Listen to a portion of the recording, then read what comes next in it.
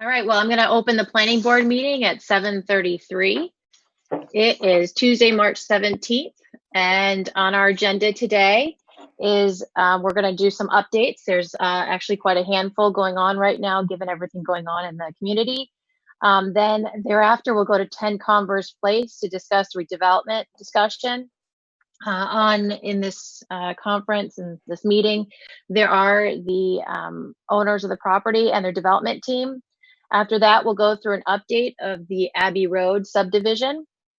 And thereafter, we'll go into some new business that was not known at the time of the posting, any action items we need to take care of, and adjourn. I do not anticipate that we will last till 10 p.m. this evening like we typically do, but that is the plan. I am Heather Von Mering. I'm chair of the planning board. And with me, I know that we had Heather Hannon, and I believe, Brian, do you see who else is on from the planning board is on the call? Yes. So not everyone has their name on. Sometimes it is just Maureen. I see Maureen is on. Correct. Do you want to unmute Maureen, unmute Dieb, and unmute Heather? And Betsy, if you are on, please raise your hand. There's a button to press raise hand that will then notify who you are of the list of people who are participating. All right, you're going to have to give me a minute here. That's fine.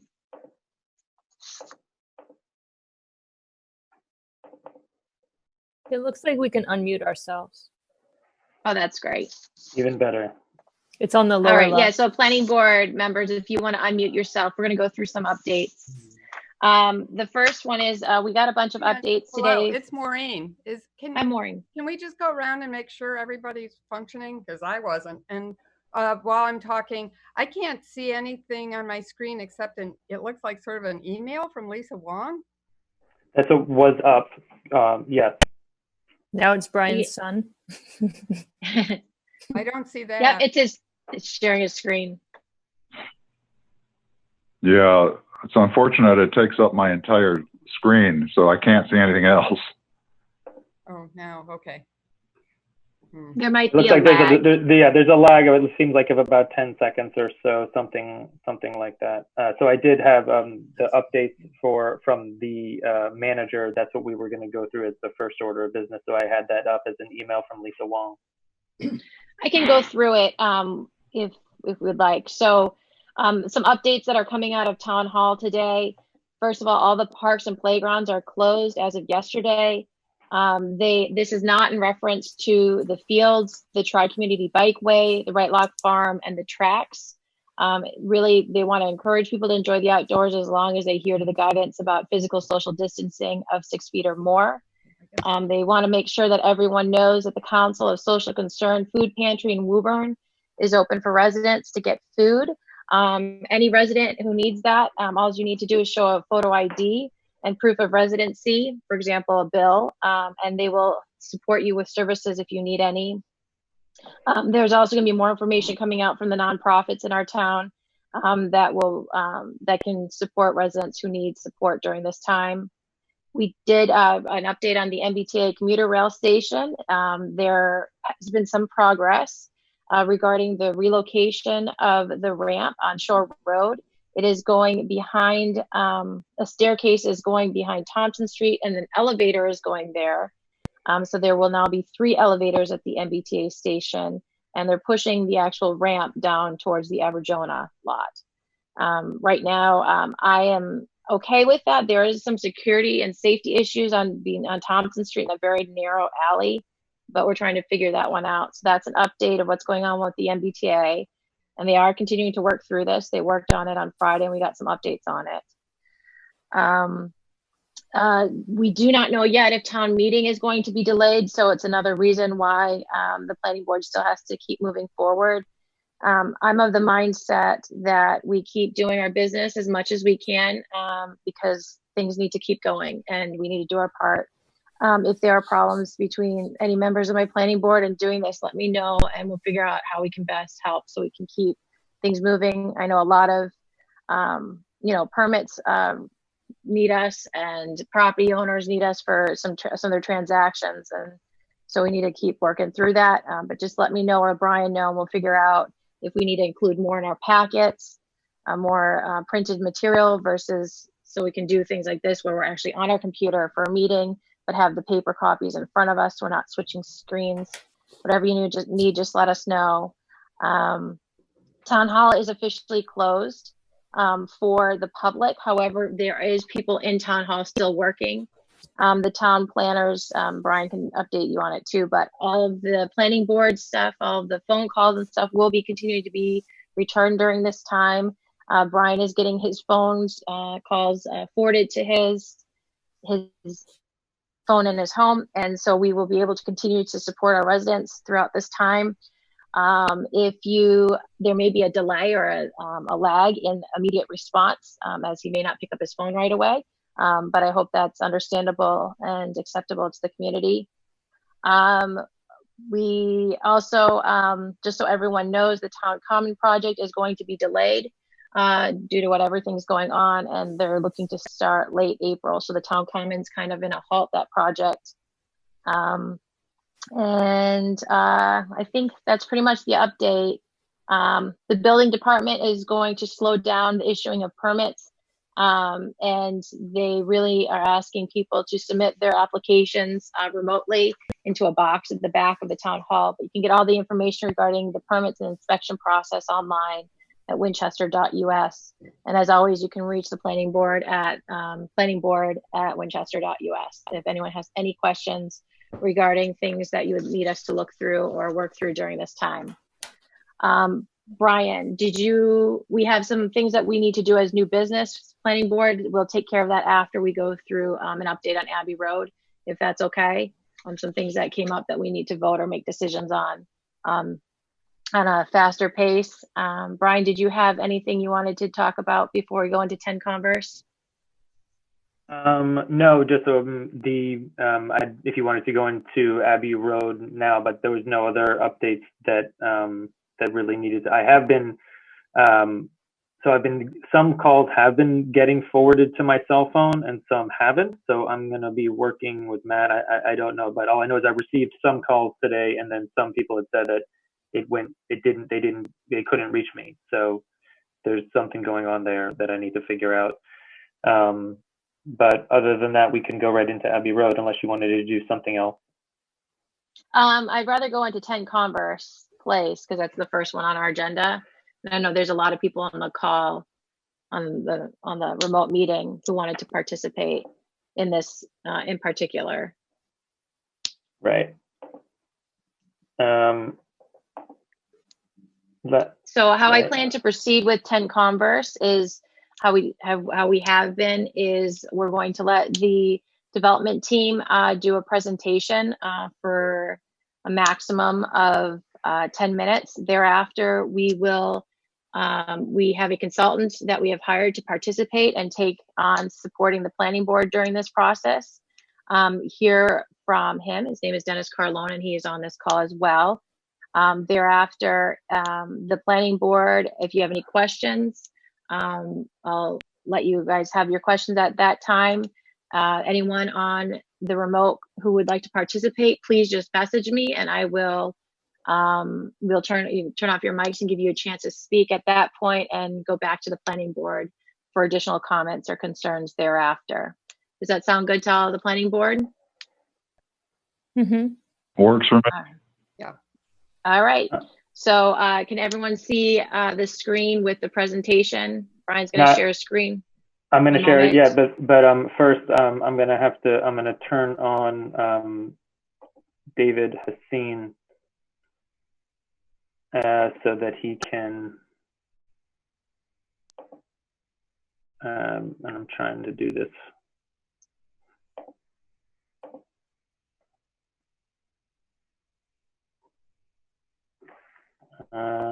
His hand is raised. Okay. And just so everyone knows, this will be made public, even more so than it is today. It'll be put most likely up on WinCam or our site. So just so you know, Yes, we can. Can you please introduce your name and your address and your company? And you're welcome Yes. to 10 minutes of a presentation. Thank you, Heather. You're Thank welcome. you so much for this under these extraordinary circumstances. My name is David Hassin. I'm with Hassin and Associates Architects. I live at 1200 Washington Street in Boston. We are absolutely delighted to be here with you today. We've worked very hard since the last pre-application meeting, and we do have a large number of slides, so I will try and move through very, very quickly given the 10 minutes. Let me suggest that we move to the next slide. You can do. Oh, I can do it. Okay, great. I just gave you permission. Let me know if that doesn't work. I don't think it's working. You're controlling my screen right now. Oh, so why is this? Okay, there we go. Wait, Matt, can you go to the second slide? Okay, next. All right. First of all, I think everyone knows this wonderful slide from Winchester, 1946, showing the site and the buildings, the church and the dry cleaning buildings and so forth that existed on the site back in 1946. Whoops, sorry, this is very touchy. Can I do it this way? This is. You know what? Would it be possible, Brian? This is not working so well from our end. Could I give control back to the screen to you and just say next slide? Would that be all right? Sure. Thank you. We might be able to also take control on our end.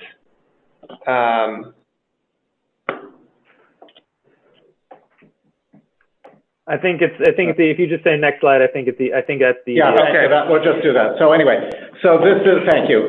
So this is the abstraction of that with the current building on the site and the property lines indicated. Next slide. At the last meeting, in our pre-application meeting, this was the scheme that we had described as figural edge as the scheme that was the preferred scheme. The scheme had a couple of characteristics. One was the idea of creating a shaped outdoor space that was oriented towards the pond and the southern end of the site. The footprint of the building was consolidated to shorten the facades on all four facades and to maximize the frontage at Mount Vernon Street. And then we were also working towards stepping some of the edges along Converse Place to broaden the street towards the pond. Next slide, please. These are a couple of quick diagrams to show you how we've evolved the design and to give you some of the major features of the design. One of the ideas was to make Converse Place a much nicer street, more of a Woonerf, to use a Dutch term. And what we've done is shaped that edge of the building and expanded the guidelines of the building so that it was a desirable street to walk down and not a canyon. Next slide. As was mentioned at the last meeting, we really wanted to maximize the retail frontage along Mount Vernon Street, and we did that in addition to wrapping the retail frontage around the corner towards the pond so that there was an invitation to have you walk down and around the building and make a loop on the pond. Actually, one of the important principles of the design is the idea that there's a strong facade on Mount Vernon Street and then a strong facade shaping the green space at the waterfront with a carefully scaled series of more rhythmic facades in between. Next slide, please.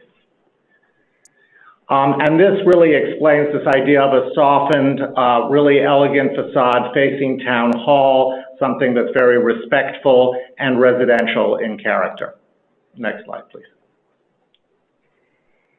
One of the things that we're really excited about was this idea of creating a really nice public space right at the waterfront, a shaped space that the building helps define, and that would also invite people from Main Street to walk along the edge of the pond towards that green space and towards the main entrance of the residential building, which is indicated with a green arrow.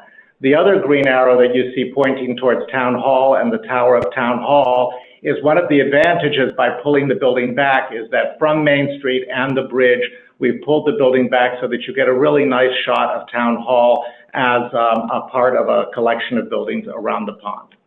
Next slide.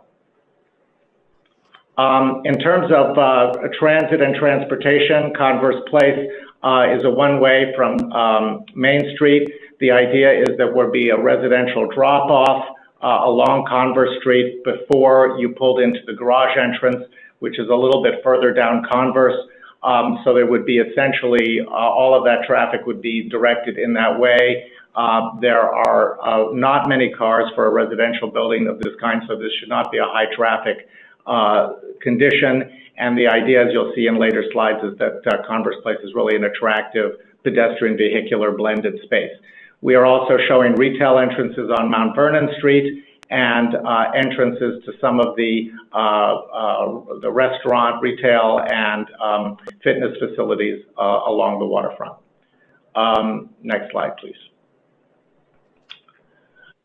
This is a slide that really talks about the positioning the outdoor space adjacent to the mill pond and connecting it to the existing open space network, and really giving the most prominent part of the site to the public for the public to enjoy this really extraordinary condition at the waterfront. Next slide, please. One of the really important principles that was brought up at the last meeting was the real importance of shaping the roof lines of the building and not having a blunt box. We took this very much to heart. It's become an integral part of our design approach. So this is showing how the upper floors of the building have really been pushed back at the sacrifice of the square footage and the FAR of the overall mass to help create a shaped profile and an animated roof line. Next slide. So I'm not going to go through the key design guidelines because we don't have enough time, but I think we're all familiar with them on height and massing, the scale and proportion of the elements, the setbacks. One thing I will say about the details in facade articulation, what we're showing you right now is very, very early. I think we would want to get into this in a great detail to really be able to showcase the brick detailing and the articulate detailing that we are planning on. But this, as you know, is our first sort of schematic presentation to you. We want to make sure we're on the right track before we go too far with that. Lastly, on the transparency of ground floor spaces, we have a really public, semi-public ground floor plan, so we want to walk through that with you so that you understand that better. Next slide. So this is the sort of scary-looking mass of a full 6-story build-out with the FAR as seen from across Mount Vernon Street and looking down towards the center of town. So I just want to explain some of our strategies very quickly and how we got to what we did. So first, next slide, we pulled the massing back from Mount Vernon Street to have a 4-story expression on Mount Vernon Street and to push some of the massing back. Then, next slide, please, we dropped a lot of the massing from the upper floors to move from a 4-story on Mount Vernon to a 5-story expression as it wraps around the corner, and to really have the roof setback start to develop a profile along the roof line, along the roof lines all around the site. Next. And so as we develop this further, there are obviously a lot of steps between the last one and this one, but as we develop this further, this is our preliminary proposal showing you a couple of things. And I want to just focus on these quickly so that I don't have to talk through the tour around the building. Obviously, importantly, the character of Mount Vernon Street as a retail street would be extended along with street trees, the historic lighting. All the frontage from one end to the front on Mount Vernon Street is all retail. What you see in that little brown plaque on the left is our idea for a marker that talks about historic Winchester Center, perhaps with a map, perhaps with some guidance about how to move around the site. You're seeing the terrace of the restaurant wrapping along the edge there towards the waterfront. And you're seeing the 4-story expression along Mount Vernon Street and a highly sculpted and rhythmic residential facade moving down along the water. And then the roof line, the gray is not metal, it is slate.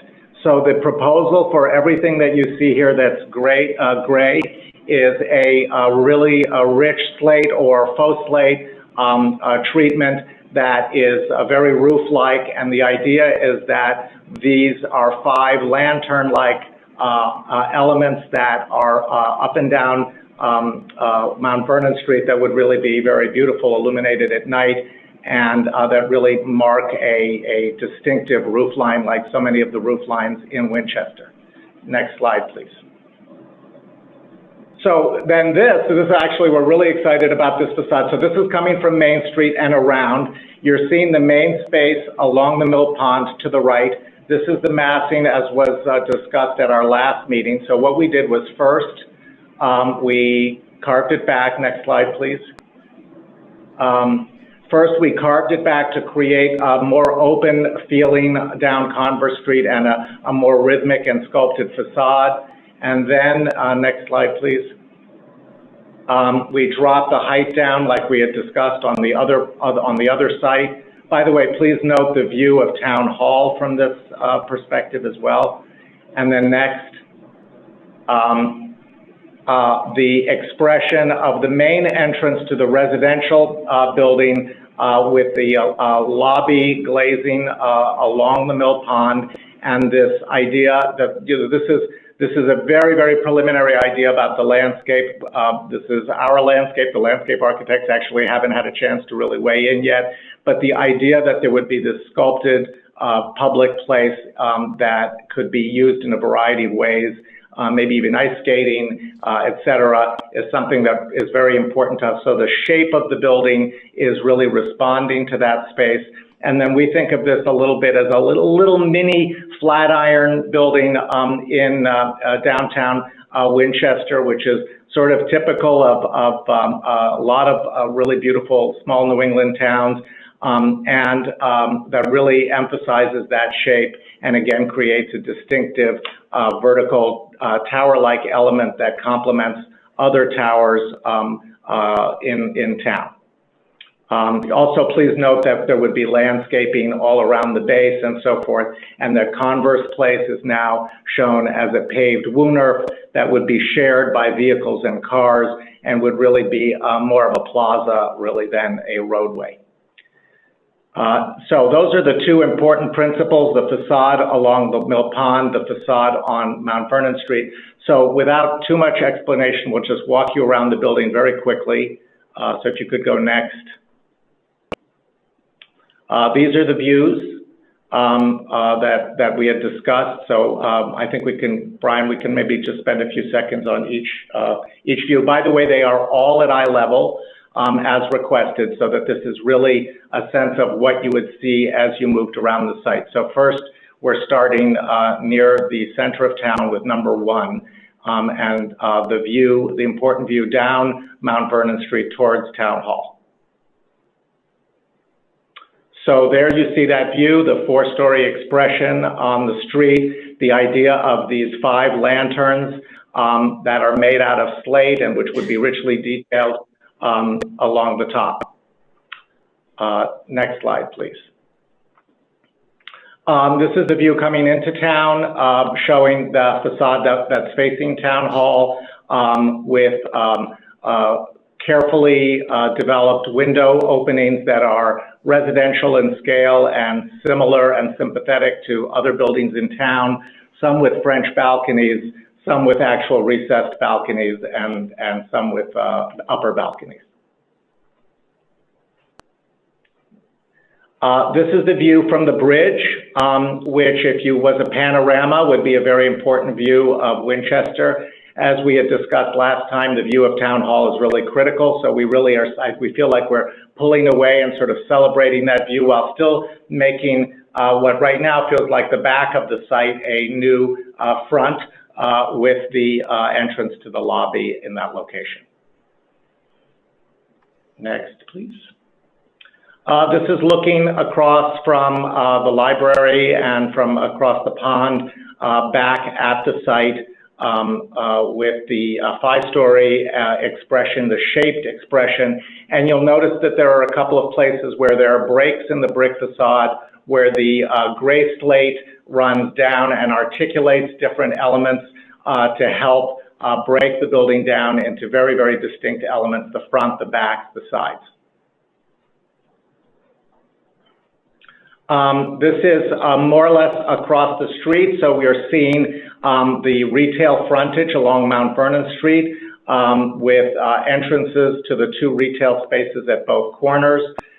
We are suggesting very carefully composed windows that are proportional and historic in their dimension to other buildings around town. You can also see the way the building steps and staggers its way down Converse Place, thereby reducing its mass into making it look more like a series of smaller buildings. This is a view down the Wooner, so you can see how much wider and shorter it is than some of the earlier schemes we had shown. That is the entrance to the parking and the direction that cars would be coming. And this is the enhanced view down Mount Vernon Street, which we are imagining would have, brick sidewalks, nice trees, tree grates, lighting, awnings, etc.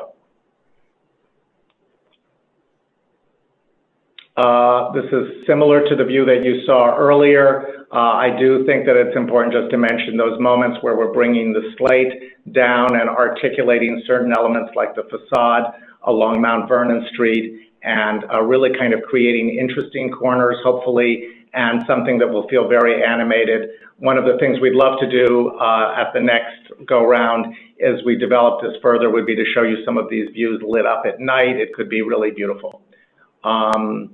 Next slide, please. A tighter view of the restaurant terrace space and the entrance to the public pathway along the edge of the waterfront.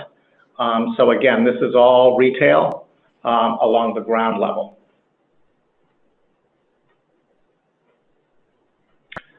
This is sort of a head-on shot. It's not a real shot. You'd have to be kind of in a boat to see it, but this is really helping to explain the sort of formal and symmetrical ideas that we have, sort of classic architectural ideas about how the building is composed, with the 3 bays facing Town Hall in a kind of a classic way, a blend of French balconies and larger windows with smaller windows. The windows reflect what's happening in the program behind. In other words, the larger windows are where the living spaces are, and the smaller windows are where the bedrooms are. And the weave of the slate upper story down in behind the 3 balconies, so that there's a kind of a connection between the bays and the lanterns up above. Bright, I really appreciate your pointing these things out with the pointer. Thank you. Next slide. This is the view as if you were on the edge of the waterfront looking back at the building, seeing the shaped facade. One of the things that we love about New England buildings is that they're always responding to unusual conditions and helping create interesting spaces and making important shaped spaces, and that they're a little bit quirky. And so this is one of those places where we really wanted folks to understand that this building is helping to define whatever that public space is that gets made along the waterfront. What you would see through those windows there would be a very elegant lobby, illuminated 24 hours a day, which would really help with safety and making that space feel welcoming at all hours of the day and night. Next slide, please. That's another view of the same thing. There would be a common roof terrace, which you see some green at the top of the building there. That would be a place where residents of the building could go out and enjoy the view of the surroundings. We showed you this view earlier. This is coming around. So I think we're imagining that the front door of the building would be a really beautifully detailed brick entrance with corbelled brick, wooden doors, nice signage, lighting, planters, something really residential in character, not a commercial storefront system, but something really residential, with showing the slate and these special windows coming down to the front door. Almost done, Heather. I know I'm running long. I'm sorry. This is a section showing the building as it relates to Town Hall, the White Block, the Brown and Stanton building, and even the school beyond on the hill, and how we've tried to weave this into the fabric of the town. And quickly, this is the parking plan showing the ramp and the parking spaces down below. Again, all parking is concealed, fully concealed, and we think it's a pretty light parking load relative to the traffic there. Next slide shows the ground floor plan. So if this is maybe worth spending a minute on, which is showing a small retail space on the corner of Mount Vernon and Converse Place for a nice small retailer, a little boutique, a card shop, something, maybe a small clothing store. The restaurant space on the corner with its own entrance wrapping around with a big terrace facing the pond. So hopefully a really, really nice addition to the restaurant scene in downtown Winchester.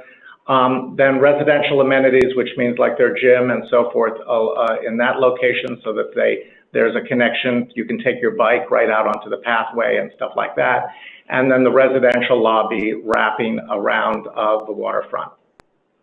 The next slide, I think, shows a typical upper floor, which just reflects the variety of units and unit sizes that we have. This is still very much in development, but I think that we're looking to really create a variety of units and unit sizes. Next. And then finally, the upper floor, really showing how much we've pulled back from all the edges of the building, and how through the creation of this articulated roof line, we're trying to create units that are really interesting, have outdoor space, help the shaping of the building, but are still functional spaces that aren't in eaves and stuff like that, but are really a functional penthouse level. So we think that these would be very nice units. The lounge for the residence lounge and the outdoor terrace there is also shown in that view right there. And I think we're almost done here. Next slide. As we discussed, we will be working very hard to recess and disguise the mechanicals as much as possible. This is a very, very early in the discussion. We would expect to work with you on this as we got further into design and develop systems and so forth. But actually, with this building footprint, it's really easy to have the mechanicals very, very far from the edges and slightly recessed, so we think that's going to be good. And so this is our preliminary sort of view of the building as it sits in the town. And I don't know if we have any, is that the last slide? Yes, that's our last slide. So what we did not include, just in the interest of time, is some of the slides that we had shown earlier with a lot of the thought about brick, detailing colors of brick, window heads, all of that kind of stuff. As we had discussed earlier, we finished this hotel on Beacon Hill on Charles Street called the Whitney that has a very, very rich level of brick detailing, and it would be our intention to apply that same level of care and detailing on all four facades of this building, because there is no back to this building. And with that, I think the whole team is very eager to hear your comments and on these first thoughts. Thank you very much. Thank you, David. In terms of going forward, any members of the planning board have any questions before we open it up to Dennis Carlone? I had just one clarifying question. Go ahead, Heather. This is Heather Hannon who's speaking. Go ahead, Heather. Isn't the road one way in the other direction right now? Correct. Yes, yeah, it is. Oh, yes. Yeah, I'm sorry. We're proposing to run it in this direction. You're correct. Okay, thanks. Maureen, did you have any comments or questions before we go on to just Dennis? functional. I know I was getting what was quote unquote Jen Caffarella's screen, and I was not seeing all the slides as I think David was seeing them. So I'm perplexed, but were you all seeing slides, new slides coming up every time he said next slide? Because I was not. Yes. Yes. Yeah. I don't know what I did see new slides, but I wasn't seeing all of them. Anyway, I've got the printout, so that's fine. Anyone else who is here, did anyone have any problems with seeing those slides? If you can you message me if you have the ability to let me know? All right, Dennis. Hi there. Hi, welcome, Dennis. Everyone, this is Dennis Carlone who's going to be speaking. He is a consultant to the planning board who the planning board has hired to help with us on this project. He also was very instrumental with the planning board regarding the actual development of the zoning for the Center Business District and did a lot of the case studies regarding this area of town. Thank you, Dennis, for joining us. Thank you. We look forward to your feedback. Can we hear it? I'd be happy to. Excuse me. First of all, I want to say that that was an excellent presentation, and I've been involved with, I don't know, 40, 50 design reviews, and that was the best explanation and respect of guidelines I think I've experienced. There might be one other project that stands out. So thank you for that. Unfortunately, I wasn't part of the first two presentations, so I had to catch up a lot. But let me, let me ask a few questions with that in mind. David, what is the setback on the front on Mount Vernon? 10 or 12 feet. It's 10, I think it's 10 to, Dennis, first of all, thank you very much for that, and it's nice to speak to you. I believe that it's a 10 to 12 foot setback. It's slight, as you can see, it's slightly further back. It's a couple of feet further back than the adjacent buildings on Mount Vernon. Yes. So it's pulled back slightly, and that's in part to, we've recessed the openings and stuff like that so the doors don't open directly out onto the sidewalk, that so that we can really keep that sidewalk clear. But it is a sort of a conventional sidewalk dimension. I asked only because we did recommend a setback, and it looks reasonable. Thank you. The shape of the site is not at all what I expected. So the existing path that's out there today, the existing site line I'm talking about, is that path is partially on private property. Is that right? Yes. Okay, thank you. So I'll just go through this list since well, I'll highlight what I think is great and maybe areas where I would love to work with you. One is the retail restaurant edge is right on the money. The location of the and I might be repeating what the planning board told you last time, and I apologize. The restaurant overlook, the sitting area outside is perfectly located. I had in my scheme a different layout, but I think that's right on the money. I think locating the residential lobby away from Mount Vernon probably took initial guts on your part, but actually does many good things, and I congratulate you on that as well. I'm concerned about the minimum sidewalk on Converse Place, unless indeed that becomes the one-off that we all want. And I totally agree with the direction it's going. I also understand why you have traffic coming in off Main Street rather than Mount Vernon, because the entry to your ramp would be very difficult coming off Mount Vernon. And given the amount of traffic on Converse Place, I agree with you. I don't think that would be a problem at all, but obviously others would have to be involved. Sorry. I'm glad you mentioned in the end the materials selection, and obviously this is just a schematic drawing.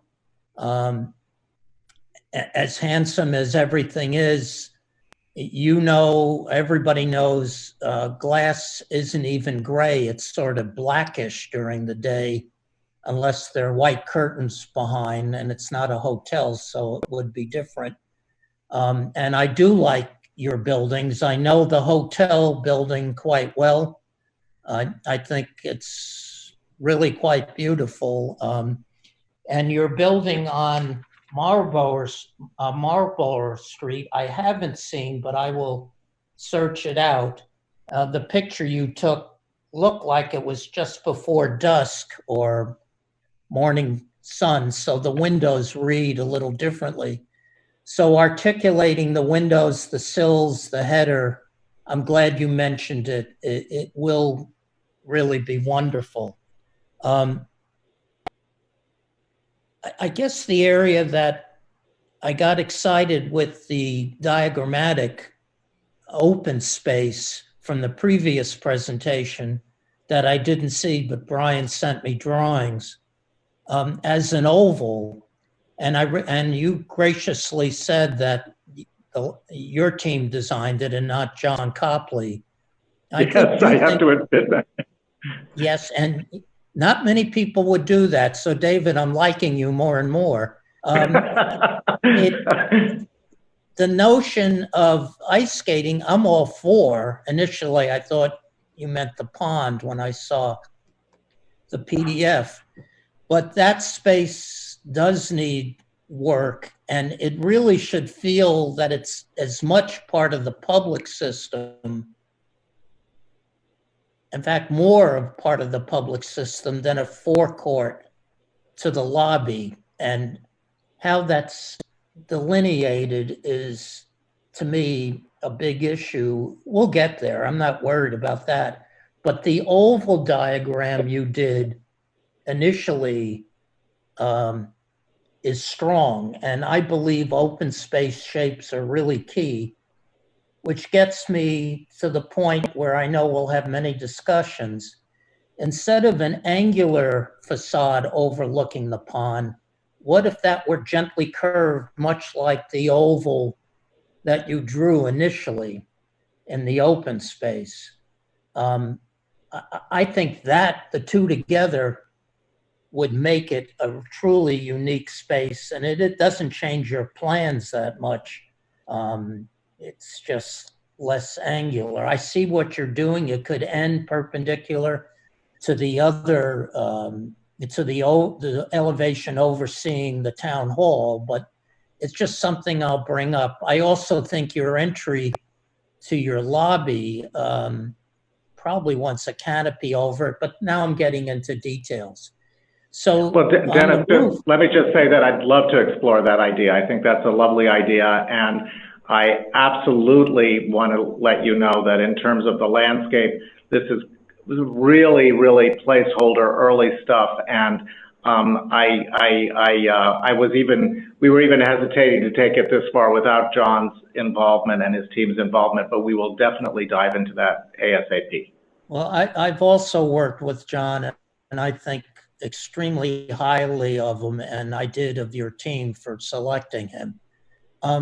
So the setbacks on the roof of the upper floors, it actually looks greater along Mount Vernon than the renderings indicate. So that's a good 12-foot setback, it looks like. Does that seem right in your mind? Yes, that's almost exactly right. That's almost exactly right, yeah. And I have to say, I love your notion of using slate or artificial slate, which does look like slate, as a top of a building. This is something I've been thinking about ever since I met you all. Geez, was it a year ago? I can't even remember now. Briefly on the site, and how do we make roofs feel like roofs? Let me see what else I have here. So is the team proposing to work with the town on refinishing the Muse or working on the design of the Muse? Yes, we are.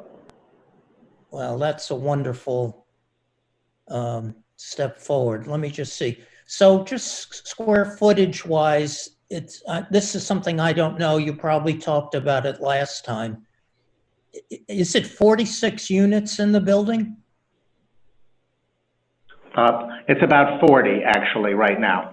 40. At Okay. one point, we thought we had more units on the ground floor, but we dedicated more of the ground floor to the retail and so forth. And so we ended up with about, I think it's, 40 give or take as we refine the final program. I was just trying to get the numbers in my head. So if we could go to the first floor, Brian, the first floor plan. Not sure which direction it is.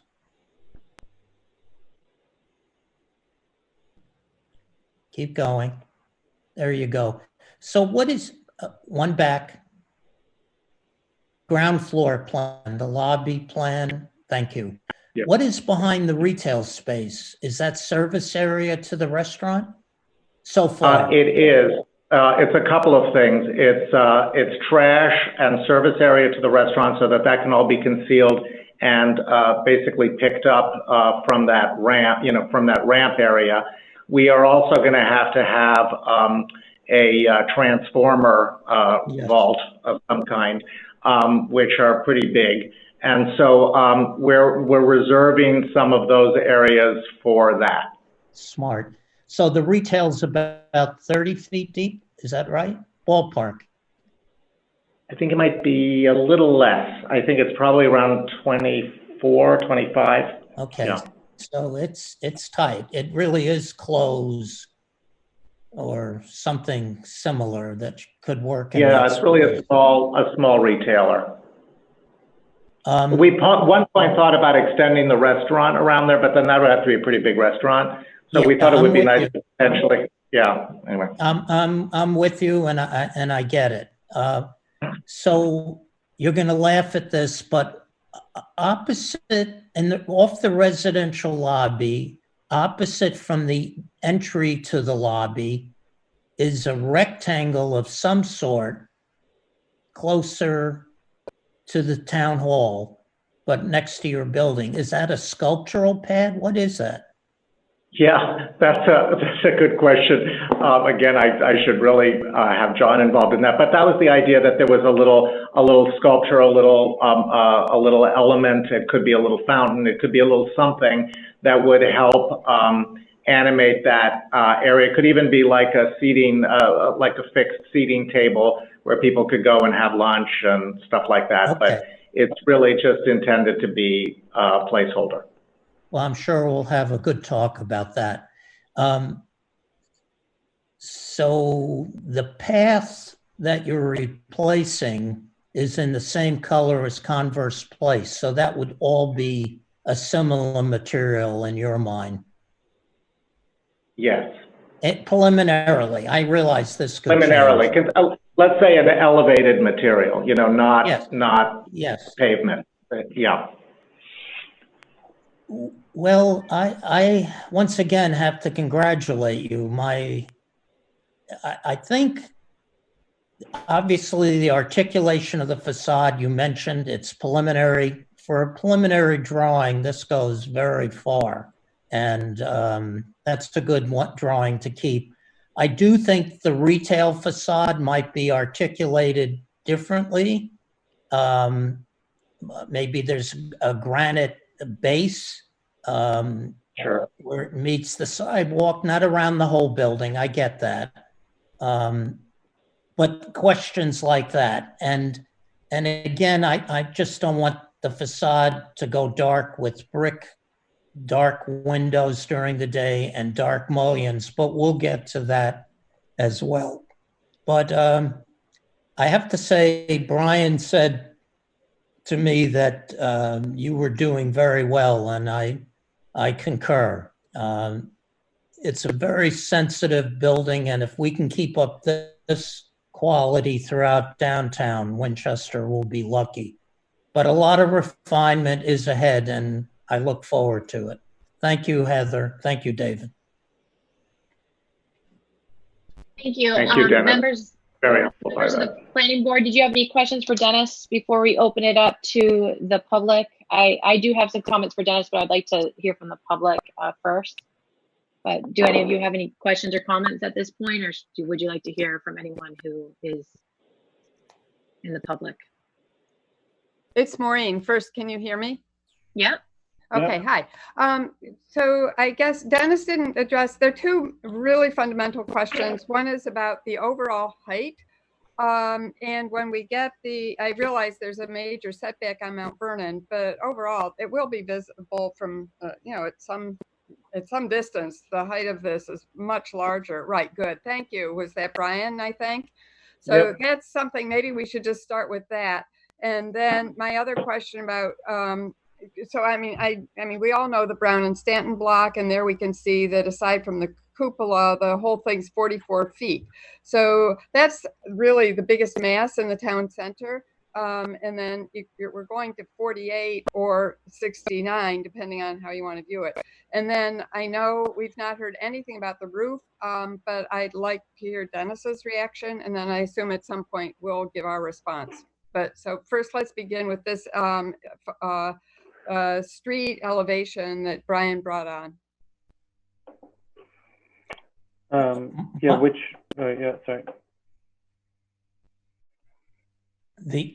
This is directed to Dennis. Mm-hmm. Well, Maureen is correct in that my sketches, which had a lower FAR that we were proposing, was a little more to scale of the existing downtown. If I remember correctly, it's 4.5 stories with a slanted roof along Mount Vernon, and we kept the laundry building. I didn't want to keep it, but we kept it because it's built like it'll take a few days to knock down, let's put it that way. And I think in between those two, I was 3 stories. So my proposal was less, the density was less. However, the planning board approved a higher density. And I read in the notes that at least some members of the planning board said height, I think I read up to 60 feet. So I am working within what I heard. If I understand where Maureen's coming from, and I agree that adding additions to existing buildings has to be done extremely carefully. But if you're going to allow a 3.0 and 60 feet, this is a quality way of doing that. Now, can it be carved back? Yeah, of course. And, my first reaction was that it should be. But then when I read what happened in the past at the planning board and what was discussed, and looked closely at what was being proposed, I went with what I thought was expected of me tonight. Could it be cut back? Absolutely. From a design point of view, could I make that case? Yeah. But I realize I know enough about housing that 45 units, and that's one reason why I asked, is sort of the key point for managing a development, no matter what it is, condo or rental. So I knew that number meant something to me. And that's one reason why I asked how many units. So from an urban design point of view, if you're going to do a building of this height, this achieves many of the goals.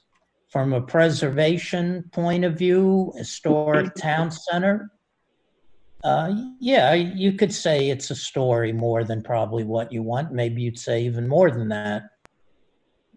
But I have, given the job that I have, and understanding what was said in the last few meetings that I couldn't attend, I gave my comments as they are. So I guess it comes to what is the goal of the planning board, the group that I am working for, and I could definitely see Maureen, what I think Maureen's statement represents, but I understood that that was not where the planning board was. Maybe I was misinformed. My information was from the previous presentations and the literature in the presentation.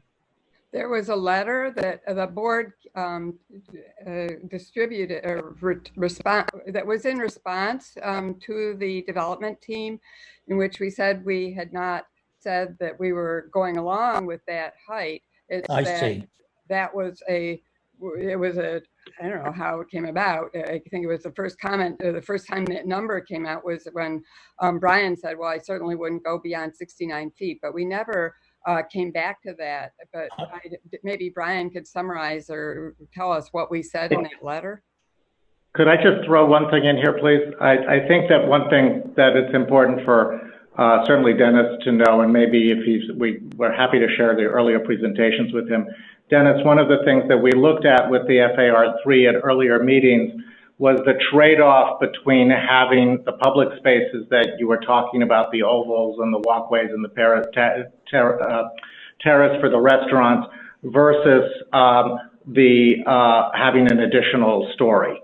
So by consolidating the building a little tighter and being under 70 feet, which is more or less the height of the existing laundry building, which is much further out on the waterfront, that's what made the creation of all of those outdoor spaces possible.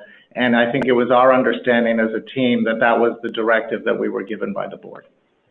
I might add that I would say just to be fair, David, the open space that I showed to me was a minimum requirement. You being on the water and the only key space in downtown business area that could provide a park. So this is what you're proposing is approximately equivalent to what I proposed, different shape, location, but I would have recommended that no matter what the building form was to the planning board as a minimum. If it's a PUD special permit, that becomes a condition in my mind.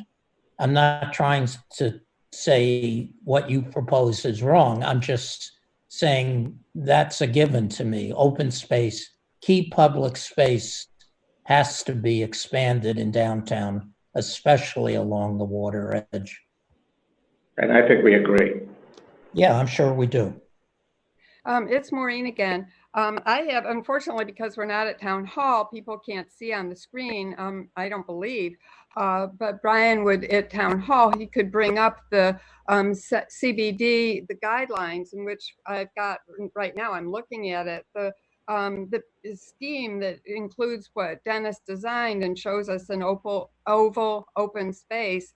And it has the various, it included at that point some underground parking. It included moving out to the Mount Vernon Street edge. But at that point, it seemed viable without going to 69 feet. So maybe Dennis could respond to that.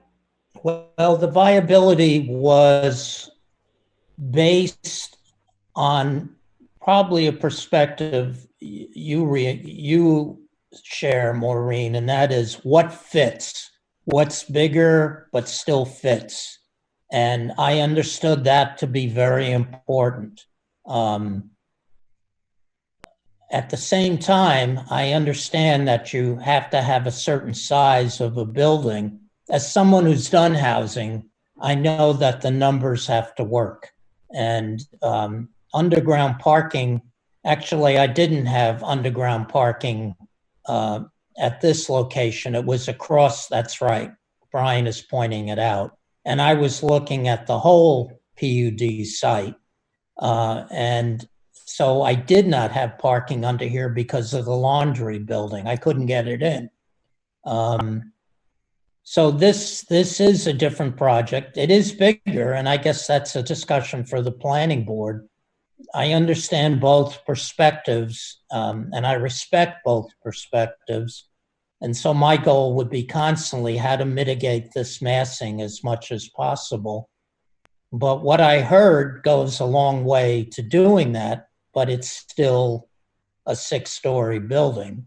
And I would ask that the mechanical penthouse, you're going to have at least a stair and elevators go up. That shows next time, but I don't think it'll be a big thing on the elevations. And then So I the guess roof, you were going to guess discuss the roof? You never got there? I think the way that David's team has treated this is probably not the way I would do it and what I've drawn, which is with slanted roofs. But it is a very respectful way of doing it. And I have noticed, at least on Mount Vernon, between the lantern chimney, large chimney-like expressions called lanterns, he does slant the roof. So at least from a Mount Vernon point, between the lanterns, and I would have done that probably all around. But, you know, it's one architect versus another. I need guidance from the planning board here to say this is too much. When I first saw it, I was surprised. I admit that, as I think I said earlier, but the more I looked at it, I said, if you can go to 60 feet, I thought it was 60 feet, and you will go to a 3.0 FAR, and I think my recommendations were closer to 2, but I can't remember now. I don't have it in front of me. Not for the sorry, Dennis. Not for the PUDs. I think it was 2.0 in the different districts, and most of our districts are 1.5 by right and up to 2.5 by special permit. So it's up to 2.5 by special permit. So the idea is in the PUDs it would be up to 3 by special permit, and that's kind of where we've been. Yeah, and I expressed my opinion about that. I mean, we're at that point now. But if you're going to accept that, this is a good basis for that. But this is the biggest building downtown. And can I jump in real quick? You are correct, Dennis, that when the planning board, that some of us were like, yeah, we're okay with height. But what I said is, me personally, is architecturally, you have to knock this out of the park. And what I'm struggling with, and David, and my apologies, because the way to deliver this is not the best, or this means that this is what we have to deal with, is that this architecture doesn't meet the downtown reminiscent of the 19th century, which is in our zoning bylaws. It's written under 7.317.4. And it doesn't, like, I was going to ask you, David, like, what style is this? What style, what building, what part of our downtown is inspiring you to have this architecture, this roof line? What is driving that? Because when I look at it, I don't see anything that it's pulling me to any of our, anything of our architecture in our downtown. You have some of the lines are carrying, and site-wise, though, I want to be very clear, site-wise and your positioning of the building and the way it responds to the environment around it is very well done. But architecturally, I'm not seeing that component that the zoning calls for.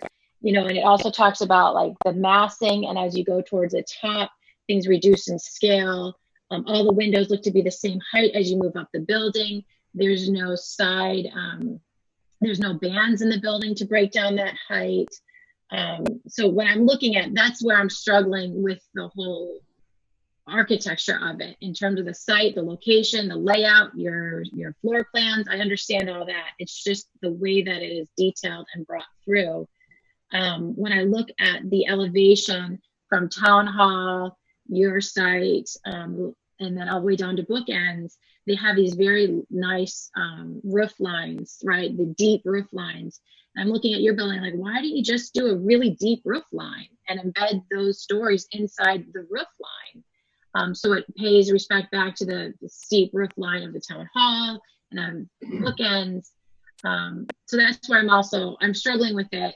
And then you put the dark materials with the bands in the top.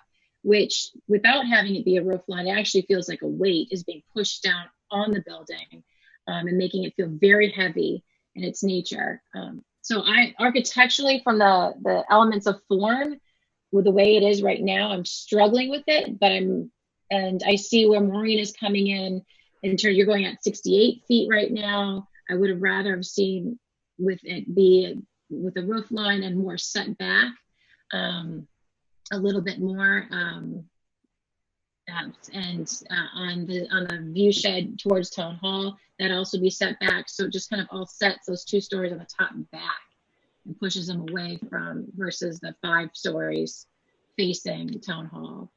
That's kind of where I'm at with it. I'm just going to jump in right there because Dennis, I know we haven't spoken. The planning board really made a conscious decision that when we speak, we wanted to speak all together. We didn't want to leave anyone on the planning board out, nor have any sidebar conversations. That was all available to everyone. So the team, the development team could hear it, you could hear it, the planning board could all hear everything we have to say. So nothing is there's nothing going on outside of what happens inside these meetings. So you are catching up, and I really appreciate you being here and participating in the way that later in the game than you would have preferred. So Heather, can I try and respond to some of your questions? Yes. Thank you. So a couple of things. First of all, I don't know if we could pull up maybe a different image of the building, Brian, but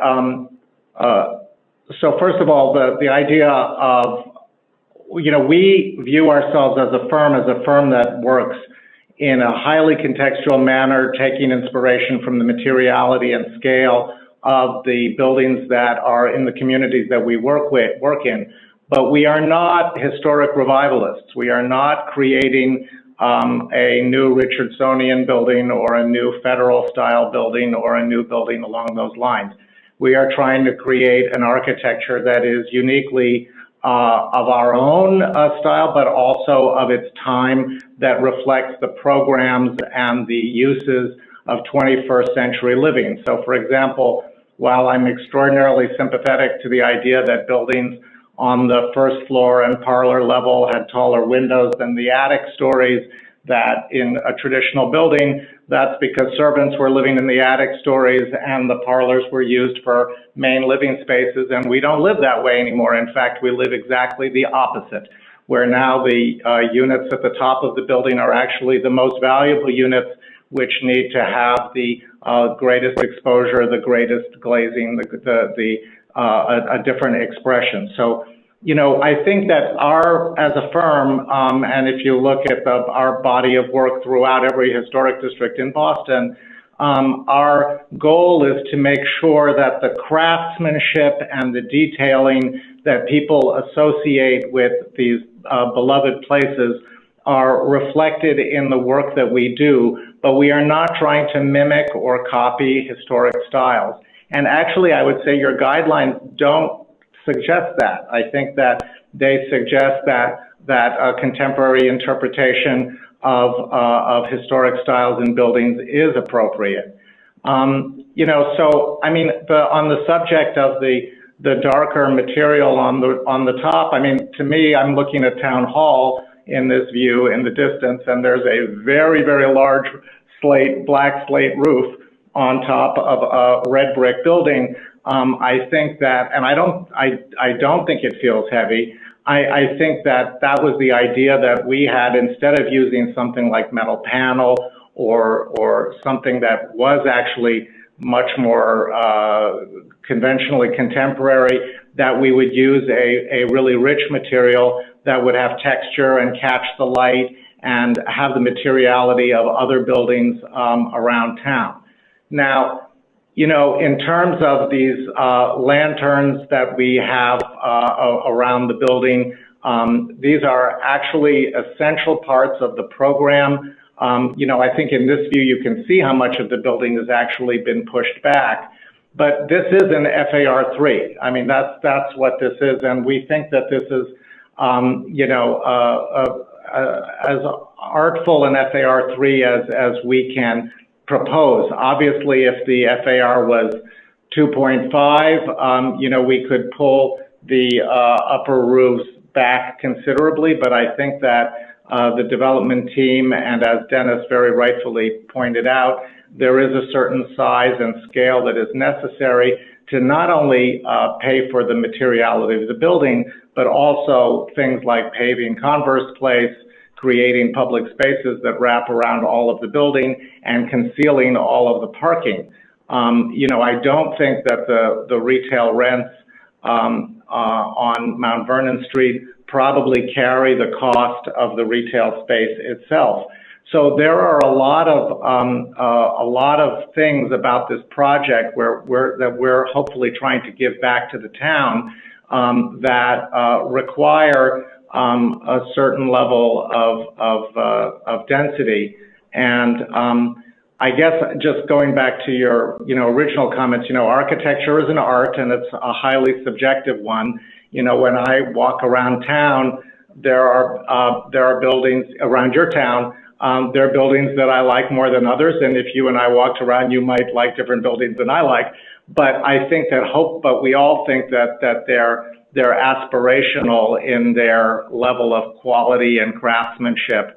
And I think that that's what we're trying to do here. We're trying to create a sympathetic, carefully conceived building that is reflective, that will not be confused with something that was built 50 or 100 years ago, that reflects this moment in time, but in a way that is truly respectful of the town. So that was our goal. If we didn't do it, then we're happy to maybe working with you and Dennis and Maureen and others, try and figure out where the refinements are. For example, Dennis's comment about this facade right here potentially having a gentle curve instead of an angle is something that is really interesting to me and something I'd like to explore. And if there are other ideas like that, then let's talk about them. This is Maureen. I'm looking, and thank you, Heather, for bringing up the elements of form. One example that I'm looking at is silhouette, and I want to stay with this view. To me, it's labeled View 12, the view from Converse Place.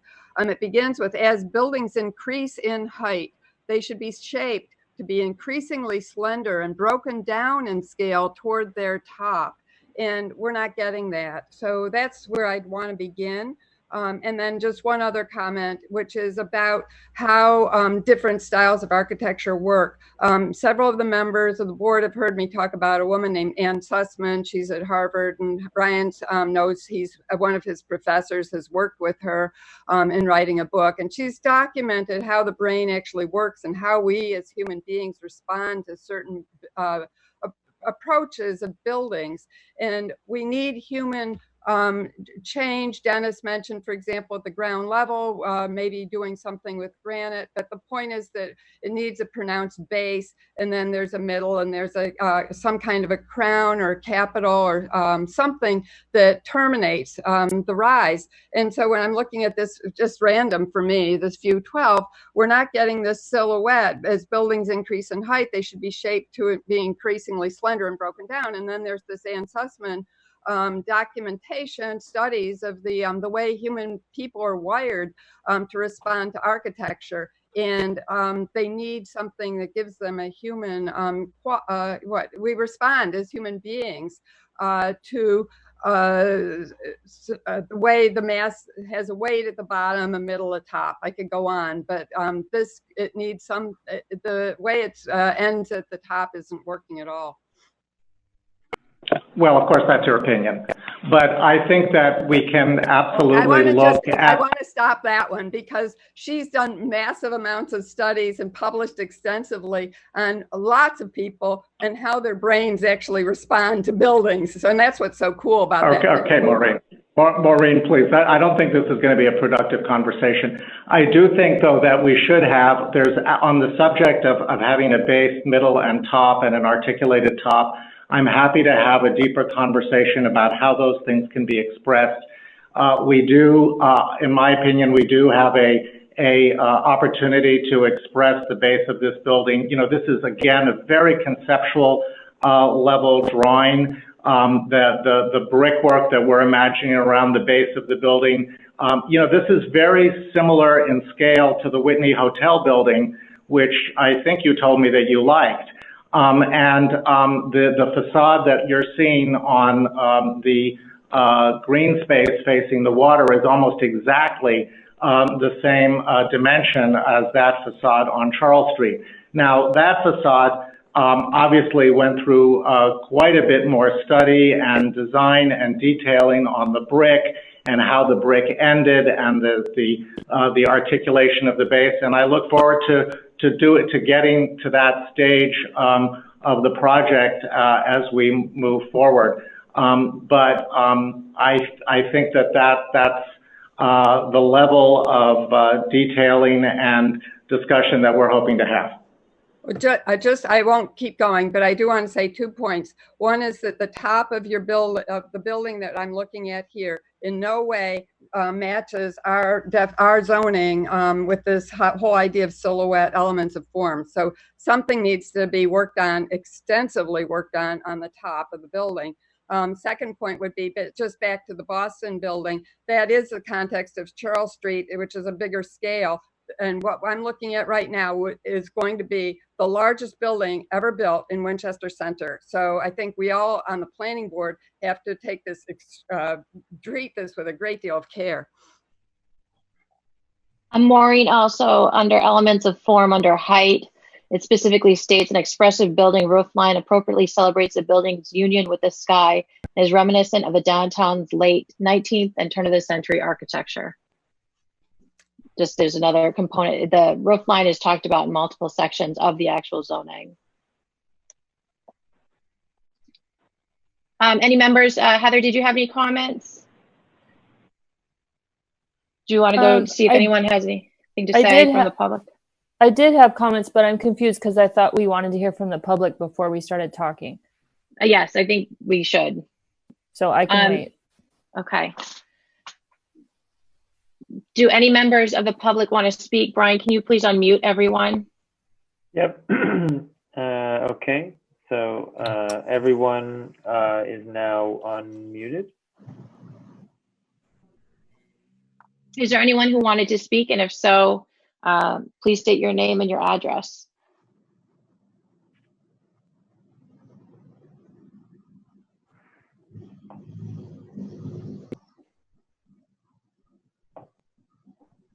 All right, so we'll go with that. People are just going to listen in and hear the rest of the meeting at this point. If you change your mind, please let me know. You can message me if you'd like to speak. Diab, are you there? I'm here. Can you hear me? All right. Yep, I just want to make sure that you were able to speak if you wanted to, because I hadn't heard from you. Okay, great. I'll wait my turn. Diab, I did have your photos, so I can get those up when you are ready. Cool. Why don't Heather Hannon, you can go first. Okay. I don't want to repeat things that were already said, but there were a lot of things I liked about the urban design and the materials. I think that the landscape architecture obviously needs a lot of work, especially because that space is so big and it's such a public space and connects with the bikeway. So I look forward to seeing that further developed. I think that'll be really important. One thing I was thinking about that might help with the scale on, at least on Mount Vernon Street, maybe on other parts, is the idea, maybe nobody else will like this idea, but the idea of starting lower with like residential entries with stoops and front doors, because I don't really know that we need all that retail, especially, I mean, I don't know that we needed it before, and now that, you know, small businesses and restaurants will probably be closing, I don't know that we need an entire first floor of retail. And I like the idea of maybe having like a 2-story block that's broken up with doors and stairs and stuff. So that's just throwing that out there. I don't know if you guys thought about that. I'm sorry, can I just ask a question of clarification? Do you mean actually having residential entrances and so forth along Mount Vernon Street? Yeah. With potential stoops and stuff like that? Yeah. I mean, that's a really interesting idea. I think that if retail is it's a good question to be asking you guys from a planning board perspective what you'd like to see in downtown. I mean, there are certainly plenty of precedents throughout New England where, sorry about that, throughout New England where there would be residential entrances and stoops and so forth along a street like that, actually very much around the corner here in the South End. So, you know, at one point we had looked at the possibility of having the lobby be located on the corner of Converse Place and Mount Vernon instead of that small retail space. But actually, I think we, as Dennis touched on, I think we thought that that would be helpful to sort of animate that edge along the waterfront, because we don't think that retail will actually survive down there off the street. So, you know, if we can definitely take a look at that if that's something you want us to look at. I'm just thinking that if we stick with a height that some people aren't very comfortable with, it would help if we started at the street edge with a lower height, and it would, you know, activate a little bit more. Okay.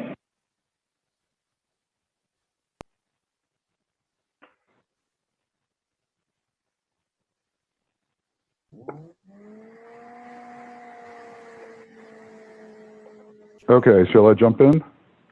Yeah, let me get these photos up. And, Yeah, so we'll share the screen again. I have no Just so everyone architectural knows. background. Sorry? Here we go. I was just going to say, this is Diab now speaking.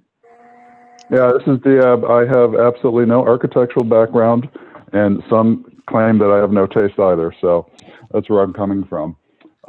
One of the things that really struck me about the site observations that you put in your original proposal, or your original package, was there were a couple of things here. One was the materials and the textures, and the other was the architectural forms. And I know you've said that you're not trying to copy any architectural forms, but one of the things I notice a lot when I look at these buildings is there's a lot of curvature. There's curvature in terms of towers, archways, windows.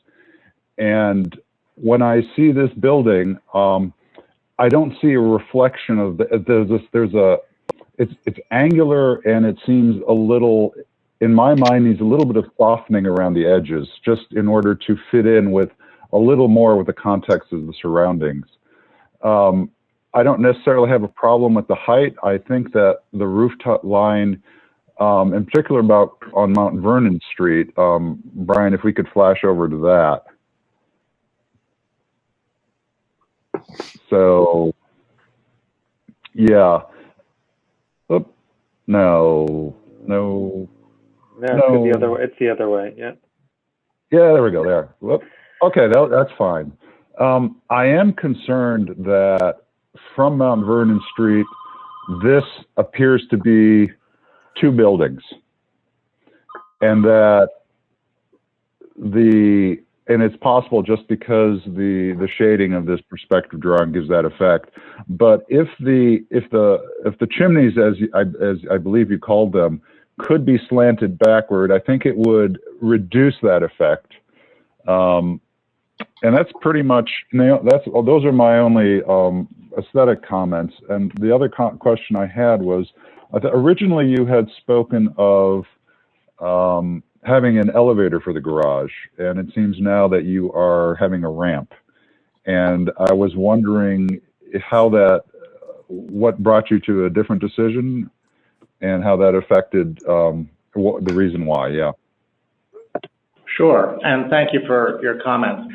I think that, let me sort of hit them one at a time. I think that the idea of looking at the corners, or how some of those corners could be softened, that, to me, that falls a little bit into the same category as Dennis's comment about the curvature at the other end of the site. And if we were going to introduce some curvature at that other end of the site, then perhaps that idea should show up in a couple of other places as well, particularly maybe at the restaurant corner. is something that we could, could be a place where something like that could happen.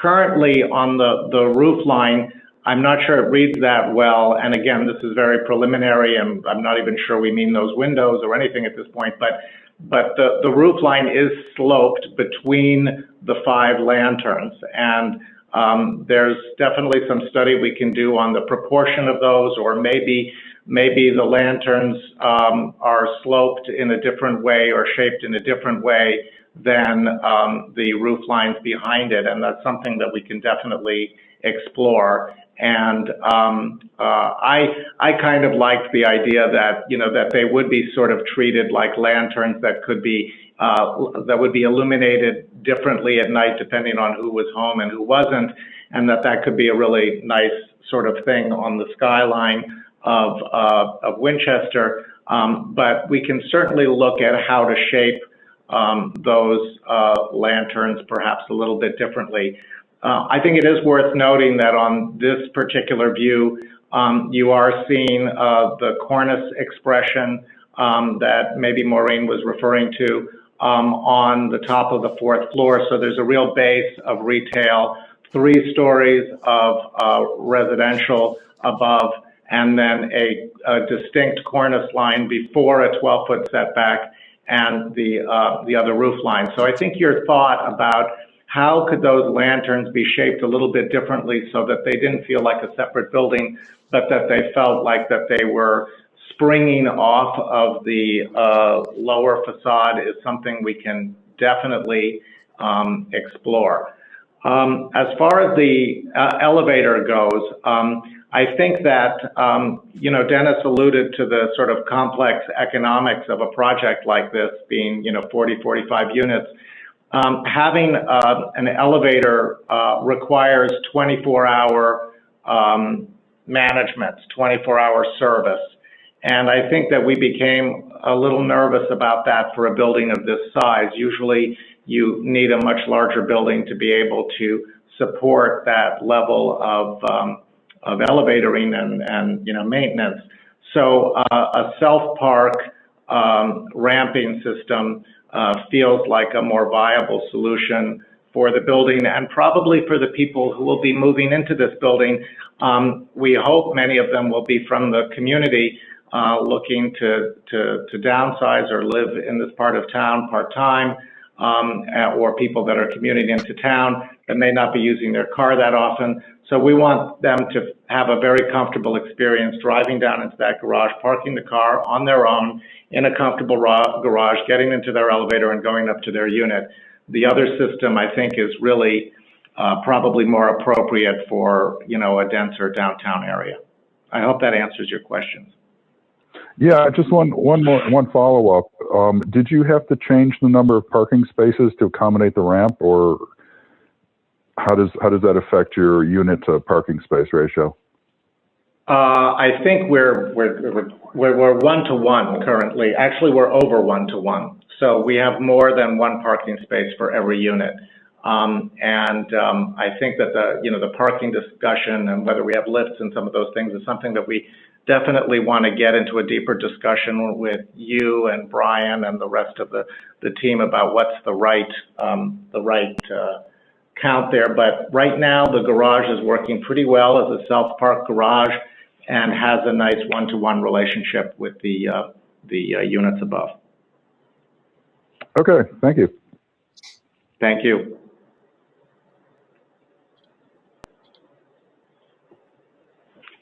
So at this point, does the planning board just want to, we'll have a conversation with Dennis real quick, since we have not had that conversation yet, about where we'd like to see it, how, and decide how to proceed going forward.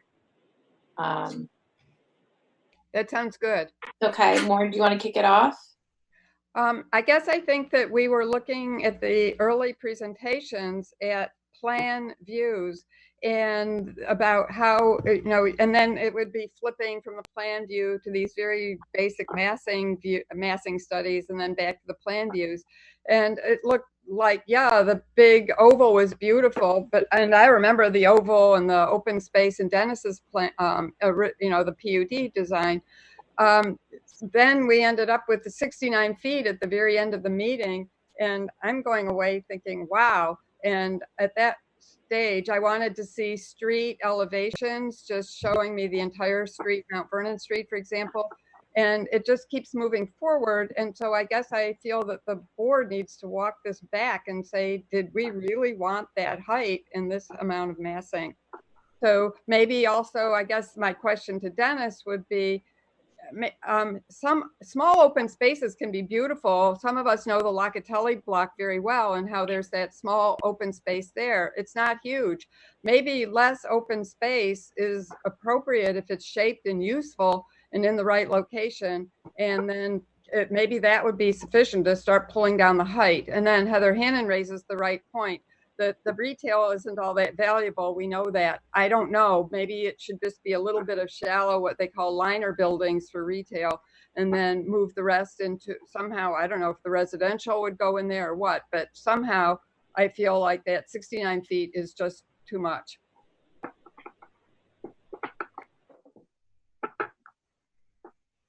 Would you like me to respond, or am I waiting for the next planning No, board Dennis, member? this is an open conversation between you and the planning board. You please speak. Okay.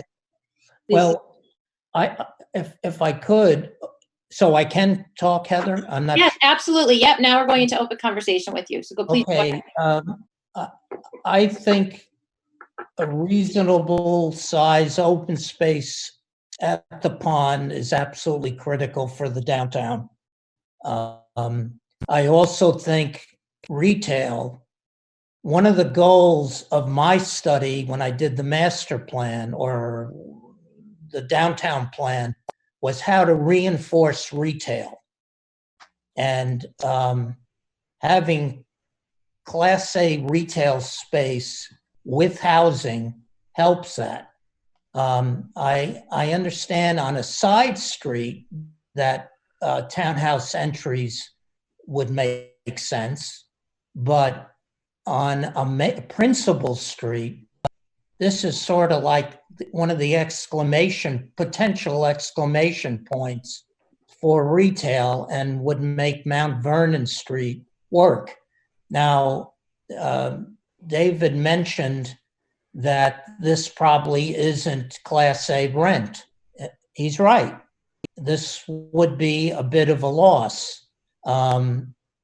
However, it is critical, I think, to the success of the residential building that a quality renter and restaurant be in this building.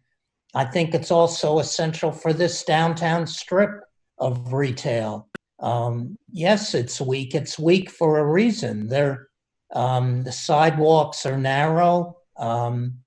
There's a mix of uses that are either good or not so good. And this is an opportunity for having something that's a quality that I know the developers, for their own reasons, will want to make succeed. As far as the height of the building, I look to the board for this. If we made the open space less, it's not going to change the height of the building that much unless we get rid of all the open space. And it's still, I think that would be a huge loss for downtown to get rid of it. I think the open space now can't be made smaller. I don't know if you realize, but the parking goes under the oval open space, at least most of it. So there can't be trees unless they're in a planter kind of situation. And I worked on a project that had that, and it took enormous maintenance. So I think that open space, whether it's that size, a little bigger, a little smaller, is essential. Now, one could get rid of, I haven't looked at the plans in detail. It looks like it's about a 65-foot wide building, but theoretically, one could get rid of the outdoor restaurant space and fill up that space. But I'm not sure that's going to get you what you want. If a 3.0 FAR is the ideal from a PUD, real estate development point of view, then maybe that's too much, but that's what the developers have come in for. So I think the comments are all valid, and now it's back to the architect and development team to try to make it work. But the zoning is the zoning, and you might not accept it from a design point of view as a group. You do need 2/3, so it puts all of us in an odd position without having a very firm direction on the FAR, to be very honest. That's the reason why I gave my presentation. I respected what the zoning said. But it sounds like now that we're looking at the reality, maybe not all the planning board agrees with that. So the retail, I think, is essential. I agree a key restaurant is critical to make that work. I think the outdoor dining helps make that restaurant potentially very successful and unique in downtown. I would imagine it's a very quality restaurant. The 69 feet in height, I think the development team is trying to make that work as best as they can. The setbacks along Mount Vernon at the top 2 floors are bigger than what I feared when I looked at the renderings. 12 plus foot setback there is significant. You do not see the top floor from across the first, let me rephrase it, the 5th floor from the street as much as I thought you would. You only see the top floor, the 6th floor. You know, it might not be the aesthetic the board wants, and I would respect it just like the architect would respect that. So hopefully I addressed the 2 issues that Maureen brought up. This is Heather. How high is the existing building? I don't remember. 62. Thanks.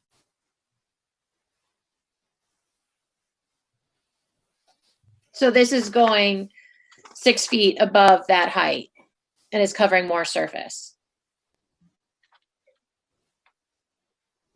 Yep. And it's moving it towards Mount Vernon. Yep. So Go ahead, Diab. I'm going to agree with Dennis that I think that outside eatery on the side next to the river is really important. We don't really have anything like that in Winchester. As a matter of fact, I go up to Woburn when I want to go and do outdoor dining because of that, and they have a very nice outdoor establishment there. So I think that's really key. If it weren't there, it would just be a really static side of the building. I'm not afraid of the height as much as the impact it's having on the view sheds from Mount Vernon. Those are really my biggest concerns. It's just, I think the roof line does need some work just to reduce that massing up at the top. And that's all I have. Go ahead, Heather. I was just going to say, I have mixed feelings about the height. I think it's hard to explain why we'd be going higher than the existing building, but I know that we want housing downtown, and the way to get that is to put a lot of units there. So I don't want to see us skimp on every parcel and then not really be adding housing units near the train. I think that would be really short-sighted. We haven't seen a section, and not like now is the appropriate time, but we haven't seen a section to see what those floor to ceiling height rates are and what those dimensions are coming in as. And I think there's room for play to pull it down inside those dimensions. Obviously in the first floor, it would be taller, but then you also would have the less Dennis, my question to you is, did you understand where I'm coming from in terms of the design? I know that the team would like to go with the more modern approach, but why I'm interpreting the zoning to read more to pull from the existing.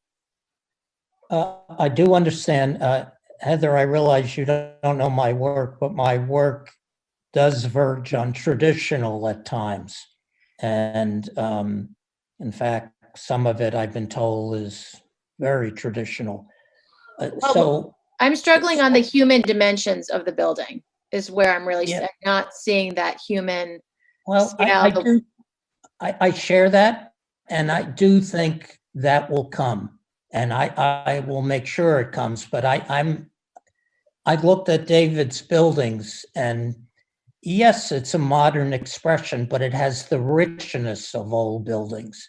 Now, that doesn't mean it's an old building, but I agree there should be a band. I think it's possible the top windows on the brick are somehow different. I mean, there's richness that can be added.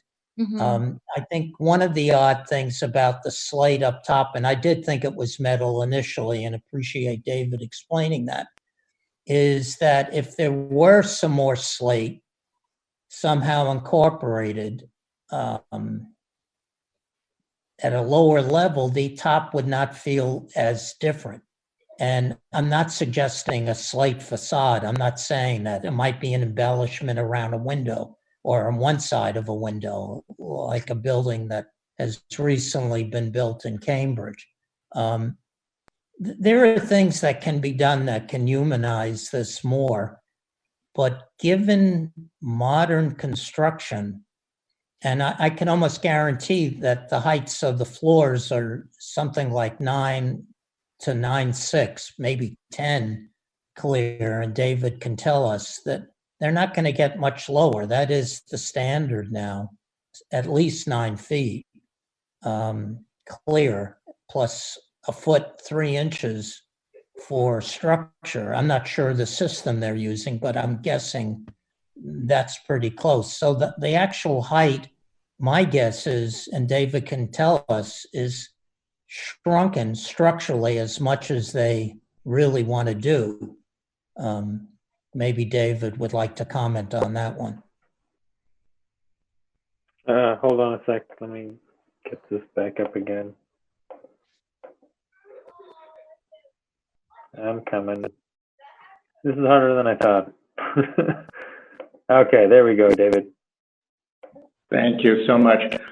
Yes, the floor-to-floors for the residential units are 9 foot clear, which is the minimum for the units of this in this market.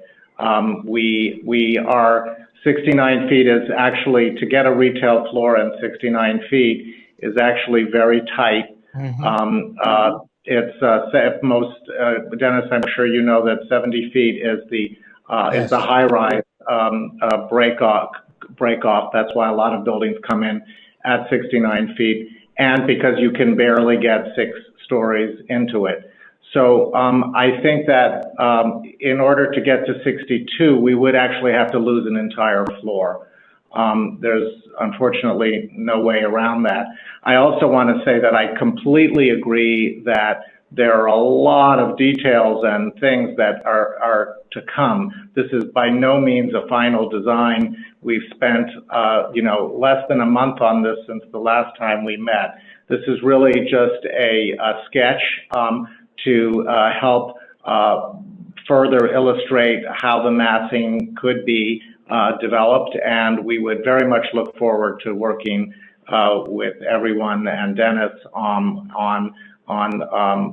all of these things like banding and additional slate and et cetera, which we would hope to get at in more detail as we moved it forward.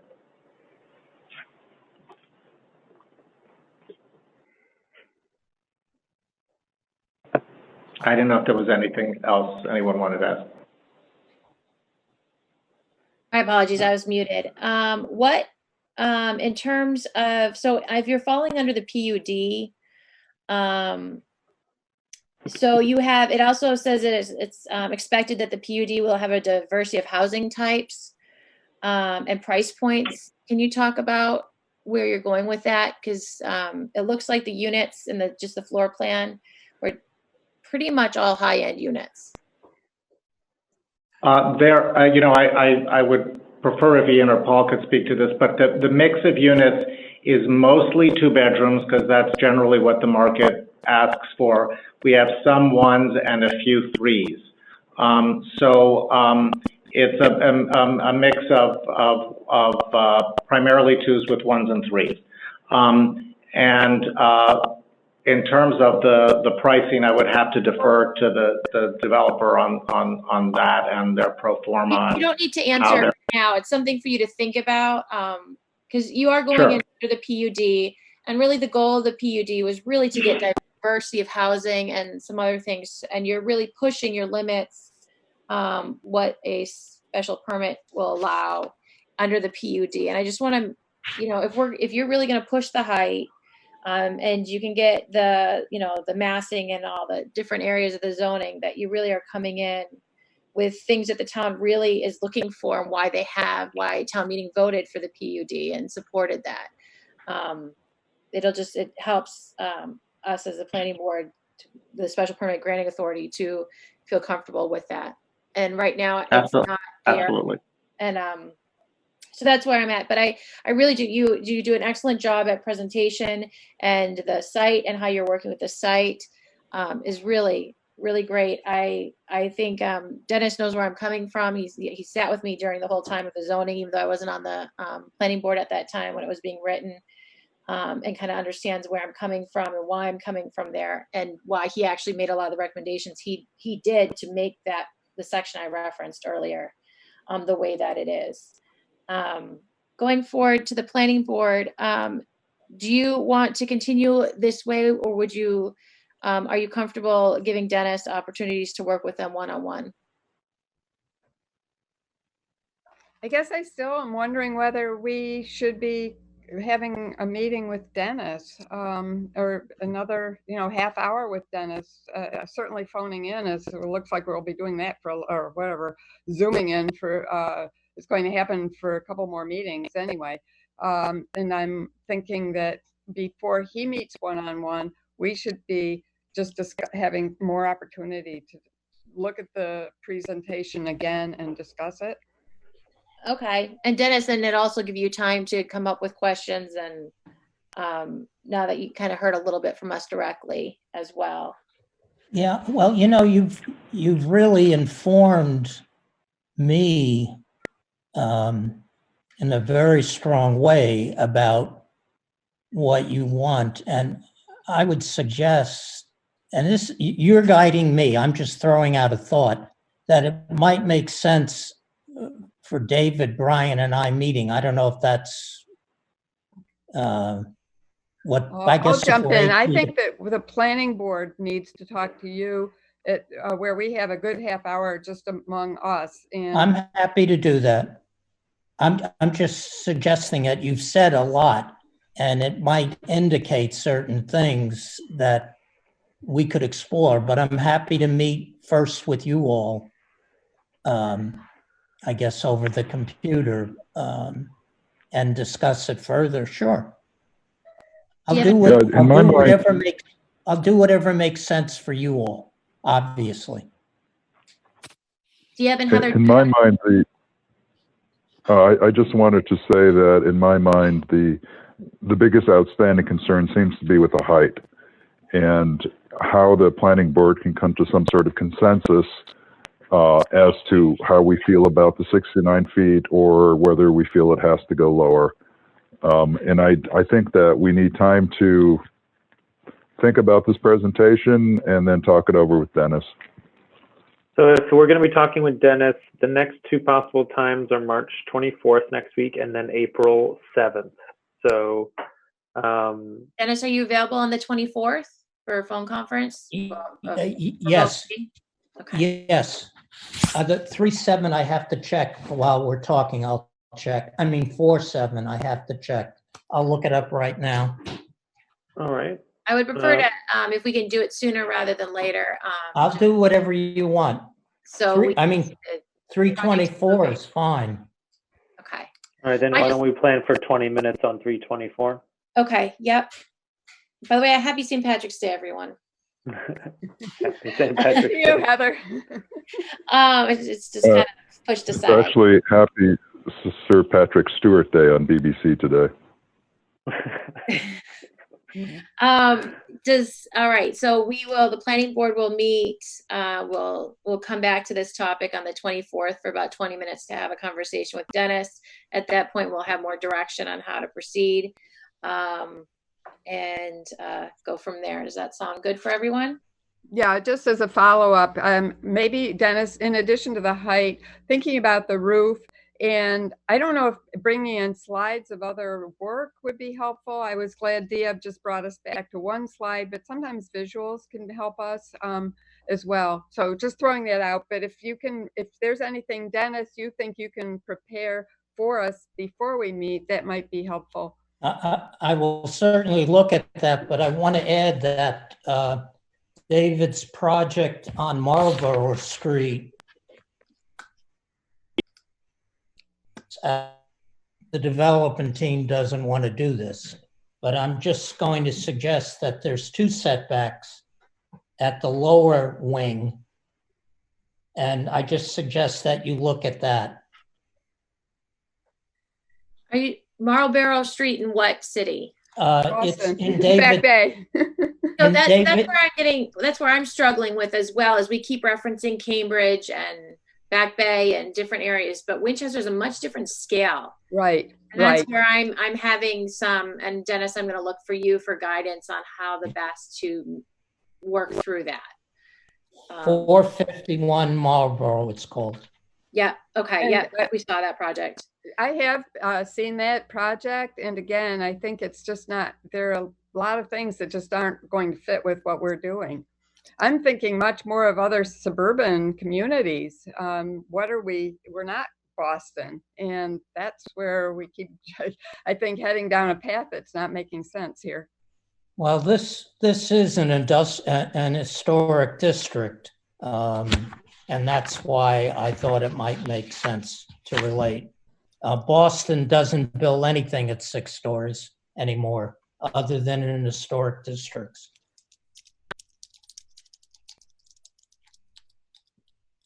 All right, sounds great. We're going to move on to our next topic, if that's all right with the planning board.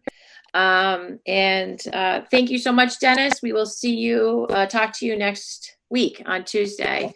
Okay. And thank you so much, Brian, development team. I see you're all here and on the call as well, behind the scenes. And thank you all for coming in and listening to the meeting. Thank you very much. Go ahead, Dennis. Did you have a question before we move on? Yes, if either one of you, Brian or Heather, can let me know what time on that date, that would be great. That's good. The agenda will be pretty tight, so I'm meaning that there's going to be a lot of items on the agenda, so we will have a pretty accurate time. So I'll let you know about that. Whatever it is. All right, thanks. All right. You can also reach Dennis. You can reach Brian through email or by calling him anytime this week if you have questions or anything leading up to next Tuesday to make it as productive as possible. Take care. Goodbye, Dave. Thank you, everyone. Sure. Thanks, everyone. All right. We're way behind schedule, but actually we have less things. Brian, could you give an update on Abbey Road? Sure. So there were a number of things that the applicant's attorney and our legal counsel, Art, talked about in relation to timing due to a number of things. So what's going to happen is that a tri-party agreement is going to be kind of completely drawn up, but it nearly has been drawn up already. We had one going and ready to go to be signed, but due to the timing of certain things with the applicant, they were trying to first go potentially a little bit out of order, and now we have got that under control. And we will be signing a tri-party agreement, or at least authorizing one at our next meeting. All the lots would get released but because we have the tri-party agreement, that's how it works. You can either do a tri-party agreement holding the lots or holding some other type of security. So the idea is that once engineering has finished their inspection, they will come up with a cost estimate. They have been inundated with work and haven't been able to get those cost estimates. The hope is that it will be before the end of this month. But what we can do is vote on the 24th that when everything is all ready, that the lots would get released. So the idea is that lots would only get released after a tri-party agreement was in place. Brian, to make next week as efficient as possible, I don't think engineering, I'm not sure. Is engineering on this call? Are they on the remote? No, because this item ended up getting off of our agenda. I told them they did not That's need to come. Yeah.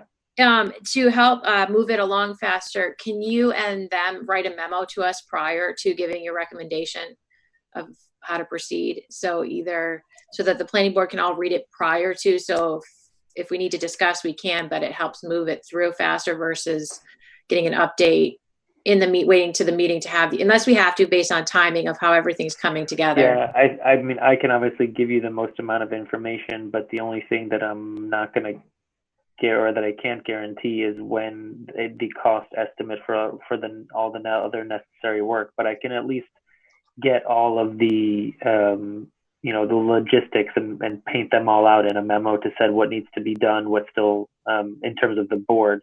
But I have no idea on the engineer's time frame. I mean, it will be in the next few weeks, but I can't say it's going to be before before this Friday for the packet. Okay, and I don't have the law before me, but what is the planning board's responsibility in terms of how long we have to act on it when they're ready? So right now, there's been an executive order by the governor that basically at the moment everything is kind of like somewhat suspended, but we're going to get more direction on that as they issue more executive orders. As of right now, unless people request an extension, we still have the same 30, 60 and 90 days to act on certain different applications depending upon what it is. So right now we shouldn't have any lapse in reviewing applications. Even if a CBD application would get applied for, we're totally equipped to do what we need to do in order to fulfill our legal requirements. Typically, me personally, and I'm just going to speak for myself, is if I was going to release lots, I would like to go visit them. And it makes it very difficult given with what's going on to go do that. I mean, engineering has obviously visited those lots many times. If you want to, so that's up to the planning board. If you're asking, which you're not necessarily asking, I'm not saying you shouldn't go visit, but if the only reason is that we need someone to visit, there are multiple people in engineering, and I've obviously been several times, but engineering is really they're the ones actually going to be going out performing those inspections. So it just makes that their recommendation, the information coming out of them, to be so critical. So if it's coming in last minute, we may need time to process that. Sure. From them. That's all. I just want to make sure so the applicant is aware and is informed, so his expectation matches delivery. So if things can't get done until like a minute before the meeting, they don't expect us to just go, okay, well, we got it, let's go. That there may take time for some of us to process all the information that's being handed to us. Yeah, I think the applicant is assuming, well, for whatever this means, I believe the applicant is assuming that things will have a bow on them by the 24th. But I don't think the engineer has said without a doubt that that's going to happen. But the idea is that signing the tri-party agreement, so when the cost estimate is ready, so it could be basically it looks like it's going to be a vote contingent upon the engineer coming up with an agreed upon cost estimate. So that's where we're heading. If we're not, if that's not the right space, then we can, talk with the legal counsel. But that's where we're going. It's basically going to be a conditional vote for the tri-party agreement. So when Beth's punch list is complete with estimates, that lots will be released once, but not until the tri-party agreement's in place. All right. And then in terms of legal, I know that you've been speaking to them, our legal team, and they haven't given ever any recommendations. They've just been giving, these are all your options. If we get into, I would like to flat out hear a recommendation from our legal team. If we get into a, yeah, he basically, it's simply that we shouldn't be releasing any lots until a tri-party agreement is in place. So that's how the vote should be. That is the recommendation. Okay. Did anyone have any questions from the planning board? Maureen, Diab, Heather? Heather's on mute. She might have muted herself. Hi, there she is. She's back. I was just a little confused. Yeah, sure. What is the agreement that you're talking about? So the tri-party agreement is something that's between the town, the applicant, and the bank. The bank is the one that holds the surety. Okay. The bank's the one that holds the surety. So you can kind of withhold a subdivision in three different ways. One's the tri-party agreement. The other is that you can hold all the lots. And the other is that you could just hold money, not tied to anything, just holding money. Right now we're holding the lots. That's how, he can't sell them. But one way that this works and has worked in the past is that this tri-party agreement basically says, well, you can sell all of the lots, but all of the work that's left that needs to be done to close out the subdivision, we are holding money to cover that in escrow for some reason, in case you go belly up or if you leave or for whatever reason, that we can actually perform that work. So we would be holding this tri-party agreement, and the bank would be holding some form of money. And that's how we would ensure that the project gets finished, even if the applicant walks. So he's asking for a tri-party agreement to be in place so that once the cost estimate is finished, that the tri-party agreement goes immediately into effect, and therefore the lots get released. So he's looking for a vote on the 24th that's contingent upon the engineer being happy. So Brian, they get voted to be released, but do they also get voted to be released to be built upon? Or can that's a building. No, they get released to be sold. Yeah. And then they potentially could get a building permit, but they would have to go through that process. Is that a condition you can put on the tri-party agreement, that they can't build, they get a building permit on those lots until they meet the subdivision?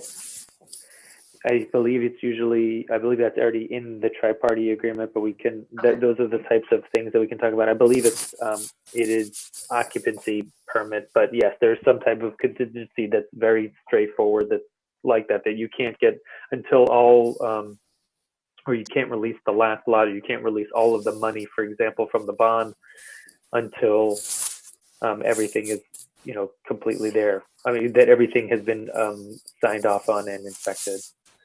And so I'm clear on why we know subdivisions aren't getting have not been closed out historically in town, and the houses were built, people bought them, and then those home property owners now weren't really well informed on what's going on, and they are stuck holding the bag, and they right. And I want to make sure whatever we do, that those people who are purchasing those properties, whether built on or not,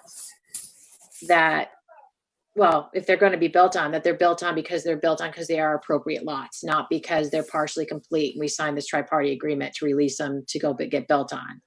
So that's where my concern is. And it's more for our residents who come in, our future residents, or people who relocate to those properties, that they make sure that the subdivision and what should be in that to make it a proper, safe subdivision is in place and correct. So that's where I'm from, so you are aware. It's not just to be tough. It's really because I'm concerned. We have residents who are in subdivisions who thought they owned the road. They don't. There's problems with the roads. I just don't want to end up in that circle. Right. Sure. Heather, maybe I just want to also say one of the biggest problems has been getting these as-built, and I don't know where that stands, but that's we certainly on this project, we're very much on top of that, because they need interim as-built. This is what we're doing is completely different than what happened in the 70s, 80s, and 90s for good reason. Okay, that's great to hear. So we're going to move on, unless anyone has any more questions regarding Abbey Road subdivision. All right, Brian, we needed to discuss quickly because the personnel board needed to hear a vote from us to make a recommendation today. Can you give update on that? I saw an email. Yep, I'm going to get that right now up on my email. So this is what happens. This is what happened. So as part of the assistant planner budget item within the planning board's budget, we had looked exactly at $60,000. The management schedule for grade D, which is what the personnel board voted on, it's a minimum step. Step one is at 60,535, which means that if we wanted to hire someone starting July 1st, we actually need to vote another $535 into our budget. So it's specifically asking for the personnel board for the personnel board article for there to be an additional $535 allotted to our budget. Why wouldn't we just go down one step? Oh. There's no further down. That's the lowest salary? That's step one of this grade, and this is the grade that makes the most sense for this position.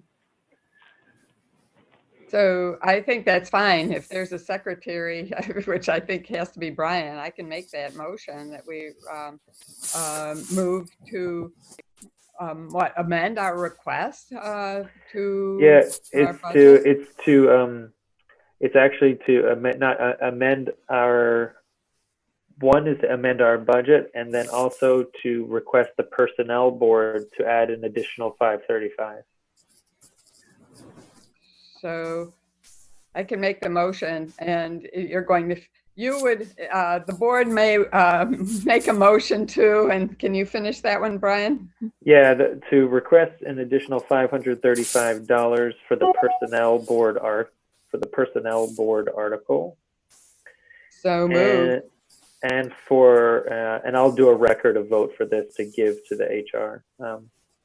So yeah, request an additional $535 for the personnel board article and to amend our budget to include as such. So that's one motion. I'll make that motion. And do we have a second? Yes, you have a second. All right, we're gonna have to do a roll call just so we know. All those in favor, Maureen? Aye. Dieb? Aye. Heather? Aye. Heather Von Meering? Aye. 401, Kreger not present. Okay, that was the only other business. The other thing I had was the master plan. Right. I wanted to just run this by all of you. We had a conference call this morning with Jennifer and her team. We are going to proceed with the master plan because public comment closed prior to all of this happening. So it really is on our shoulders. So next Tuesday, I did have the intention of putting it on our agenda to vote it in. Did anyone have any thoughts on that? Oh, I think that's excellent. I think it's fine. This is a process that's had a lot of public input. Yeah. Yay. With that, if you had any last comments regarding the current draft, they need them as soon as possible. Ooh, hang on, Heather. There were some very small changes that were requested at our last meeting. And given the length of the document, I've been asking Suzanne, but with town hall closed, I don't know what's going on. But I would like to receive a printed copy. Certainly back-to-back, two-sided is fine. But I'd like printed copies of both documents before we vote. So we can have, that's why I told Brian, well, he's right here, but what I told him is when we get the final draft for our meeting on Tuesday, to make sure they get copied and sent out by police carrier to us. Thank you very much. So you will have full printout copies in your packet coming to you on Friday. Thank you very much. And for the whole thing. And then the other side of it too, there has been some comments and feedback that it's too dense, has too much information in it, which I think is actually not a bad thing. But with that, there will be later on after the vote, they'll be compiling like the 11 by 17 placemat that's kind of gives a big broad picture of what it is. If you remember, we saw samples of those from all different communities. That would also be like what goes to town meeting and different things, different groups. So I just want to make sure you guys are aware that there is one more deliverable that's coming thereafter, after the vote, because it's really just pulling content and making it into a 11 by 17 sheet, the main components and the main points of it. So just so you're aware that that is the last deliverable they'll be doing it, but they're going to do it after our vote because it's really just copying and pasting and formatting and making it good there. So there'll be two parts. There'll be the strategies, the overall plan, and then there'll be they're calling it a menu. Can we get a coloring book too? Maybe they should for the children, but that might cost us more in our budget. And right now, I think everyone's holding their budgets tight. So, but maybe we just gave away $553. Yeah, maybe I'll just do a coloring, if I have my spare time. And since I'm homeschooling my kids and everything else right now, I think I'll just, throw in some extra sketching work and on my part, and I'll come up with a sketchbook for them. You may be surprised. All right. I think it actually is a very good, cool idea. And if I have time, Deb, I'll work on it. Okay. No, I'm being serious. I'm not joking. I'm not being a jerk. No, I'm I was like, hey, if I have time while they're doing their homework, I'll do my homework. The third and final thing that came up is Dennis has requested that he be given the option as part of he really would like to be the person selected to do Main Street. 654. And since we are so tight on time, and right now I'm of the mindset of let him. He's been very respectful and following our wishes. And I think at this point, and he knows what he's talking about, and given everything going on, I think that might not be a bad idea. Before I went and said, okay, Brian, we needed to make sure the planning board was okay with that.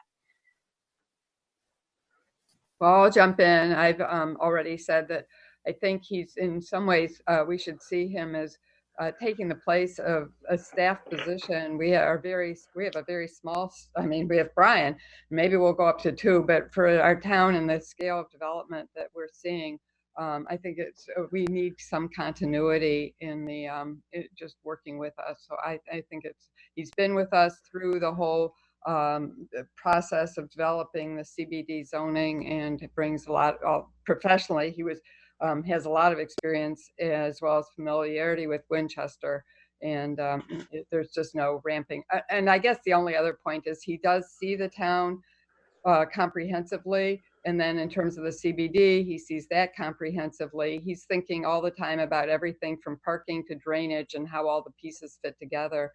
So I think that having one person, it's been Dennis, and I think staying with him makes sense.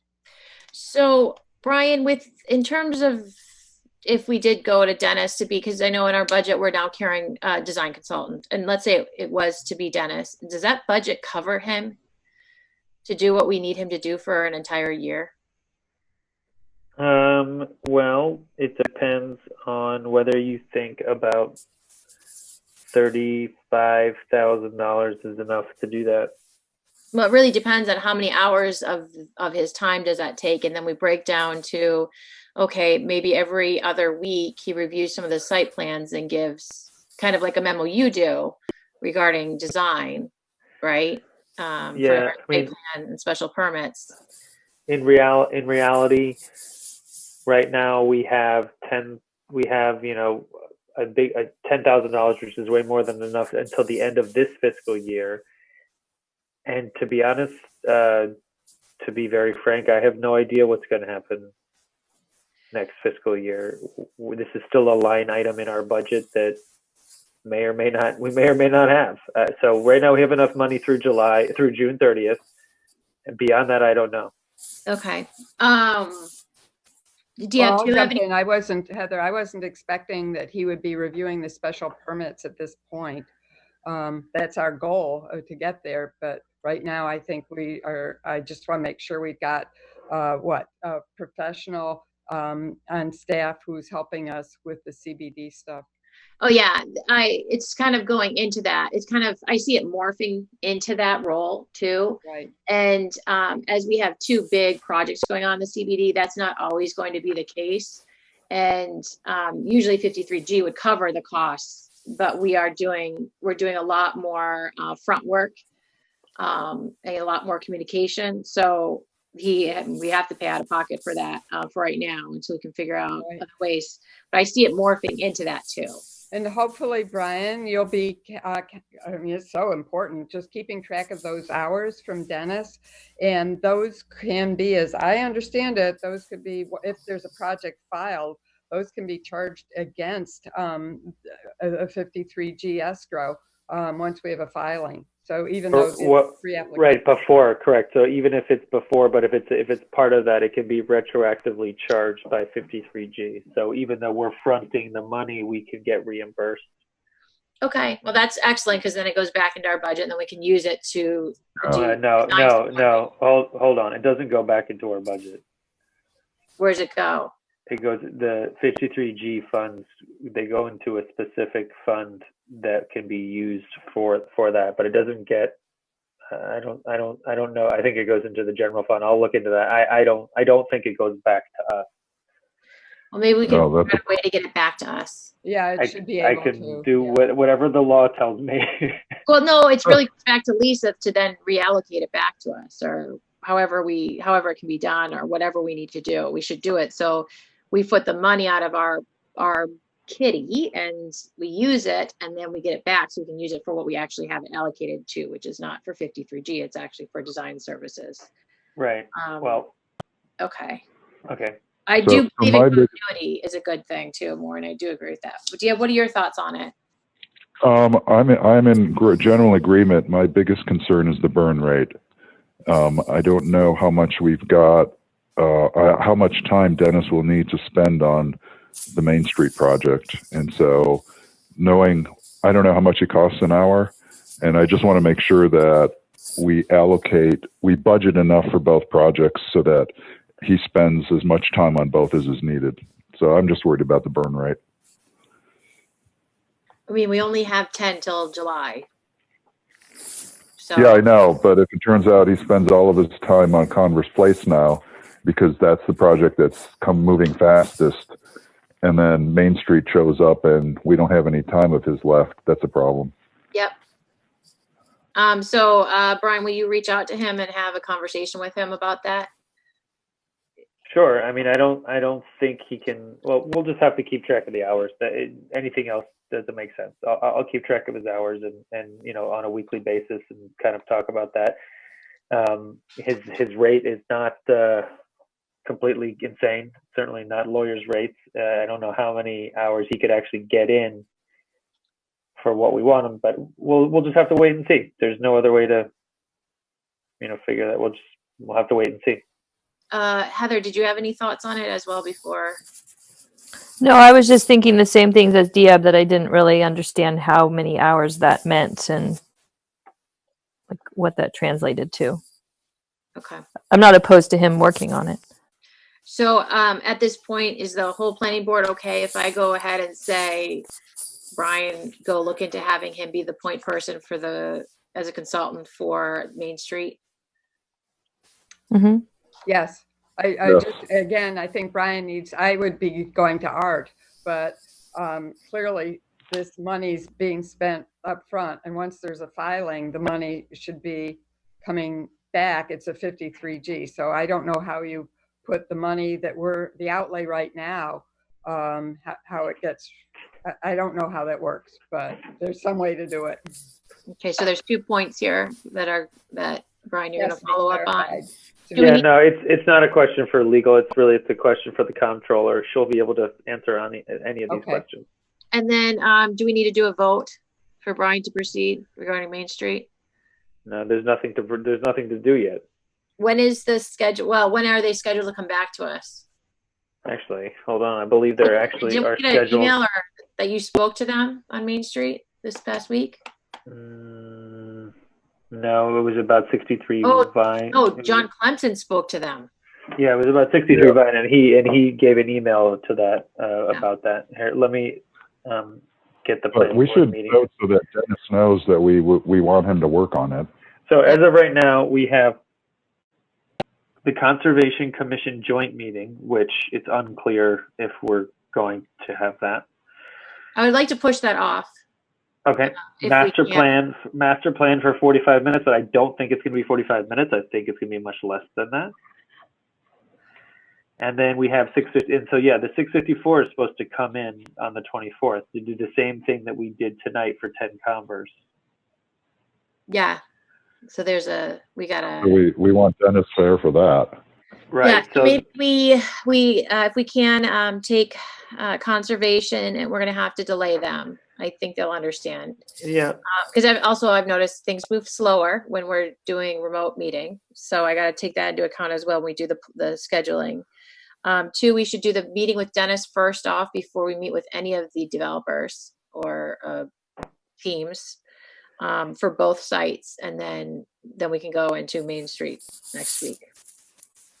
I have a question about Main Street.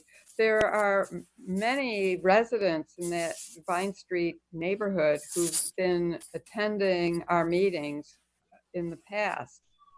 I'm feeling like we're getting we're losing the public process. So do you want to freeze it while we're in this situation? I think that's appropriate. I mean, Charlie Baker's frozen an awful lot of government right now. The U.S. Supreme Court has frozen things. Why is the Winchester Planning Board? I mean, it's time. I think we've got to push this back till we can bring the public process back into play as part of a pretty, as part of what's part of the law. But isn't this Zoom meeting posted publicly? Yeah. Yes, it's posted publicly, and actually in some cases it might be easier for some people to be able to participate because they don't have to hire a babysitter or whatever there might be. But there's no doubt that we've been given the authority to do this. It's a question of, I mean, Maureen is right in the fact that we do have a choice. So she's right there. But as of right now, the town manager has not suspended board and commission remote participation meetings. The hearings, however, the zoning board happened, they actually did get canceled last night because there wasn't enough notice for the hearing to participate remotely. So if it was a public meeting, like our meeting this evening, it would have been kind of less of a deal because we don't have to notify anybody other than the normal 48 hours. But if it's a hearing, which that was, it was the last 40B hearing for 19 to 35 River Street, and because it was technically a hearing, they decided to cancel it. Mm-hmm. So I've never, in all my years on the planning board, been involved in some sort of a pre-application, air quotes, you can't see me, but air quotes, pre-application process that's gone to such an extent. And this is clearly a process that's trying to go all the way down to basically the goalpost before calling it a filing. And at that point, bringing the formal notification in and the abutters and the public participation component. So that's concerning. I have one thought on what you said, Maureen, and I think that the people who you're referencing who have been coming to the meetings are finding out on online sources, and so those people have access to the internet, and if we're concerned about those people, I think they would still show up. They actually have to find out online because there's no postings at the town hall anymore. I don't know what the right answer is. My gut is telling me that you don't stop business because of this. This could go on for a very long time. Right. And if we shut down our business, well, not our business, but the way that our responsibilities, we're going to really hurt things. We can, we sent a letters to them. We told them they can follow our agenda. They can be put on the email to receive the emails of when we have our meetings. We also, prior to this, the Center Business District, the planning board wasn't the SPGA either. And we have the one thing we told the town meeting, well, I wasn't part of the planning board at the time when the zoning went into effect, was that the best reason to have the planning board be the SPGA is because we can have communication prior to the filing to help mold and work through the application. It doesn't negate that we aren't going to have hearings and, take feedback and make adjustments thereafter, but at least help get it to a point where we're even gonna not just shut the door on it coming into right off the bat. So there were people, I don't know who they are, no clue. There were a bunch of people who were sitting in our meetings for Main Street. And I mean, there were a lot of them. And I don't know how, I mean, you We can have sign-in sheets. We have the sign-in sheets. I mean, we can send another letter out to everyone who is on those sign-in sheets, and then also the abutters again, which would make sense given the current things, saying as a heads up, Right. going forward, we have to continue to have our meetings, and we'll be having them through. Yeah, well, that sounds good. Mhm. Yeah, no, I mean, I have all the regular people too that I've been corresponding with through email and you actually need to have, all you actually need is a phone. You actually don't even need a computer to go into this. You can just call in like a conference call. Not that that's easy because you're not looking at anything, but I think that they're going to start, they haven't figured out how to get, the reason why we weren't on WinCam this evening was because the school committee was doing a remote meeting as well. And WinCam has not figured out yet how to do more than one remote meeting at the same time being casted. But I guarantee you that they're going to figure this out pretty soon. So then WinCam will be a way that people can at least listen to and watch what's going on, because the presentation that's on our screens will go on to, it'll be a live feed to WinCam. I also think too that all of them, if we get the presentation, we can put it up on Friday, Brian, when you get it. Yep. We can put it right up on the internet right off the bat, and also remind them that they can provide their feedback. If they can't do it remotely, they can provide their feedback at any time at the planning board's email address and reach the full board and you as well. I think another option is to remind them that they can email during the meeting. Mm-hmm. And we could take some of those questions during the meeting. Yep. Isn't there a question box in the Zoom, or am I thinking of Zoom webinars? No, so in the Zoom group chat, you can message me, you could message everybody, but yeah, you can do questions in real time. Yeah, because I've done that during meetings. Yeah, no, I've been getting them the whole time from people during this whole entire group chat. Except that you're Janine. Do tell. Yeah, this is my first time on Zoom, so I also, and as I said, I got a lag in some images. Apparently, you guys got, but I didn't. I can't fathom why, because I got images and they did change, but I didn't see every. It has 100% has to do with your internet connection. So if there's, for some reason, if there's a weird lag it's the internet connection, so that's why it's only affecting you. No, it wasn't just the lag though. I definitely didn't get images you got. No, I'm saying it has to do with your internet connection. That's all I'm saying. Yeah, there's a lag going on in your visuals, Maureen. Yep, it's more than a lag. Brian's saying I just didn't get them all. Okay. Well, this is being recorded. So as I mentioned at the beginning of the meeting, so everything will be it can be turned over to WinCam. They can post the audio with the visuals of everything that was discussed to the screenshots. And I think it worked out pretty well, in all things considered. I mean, I don't know how else better we could do this to keep business going forward, but we will send a letter out. I think Suzanne is Gail is going in every day and working.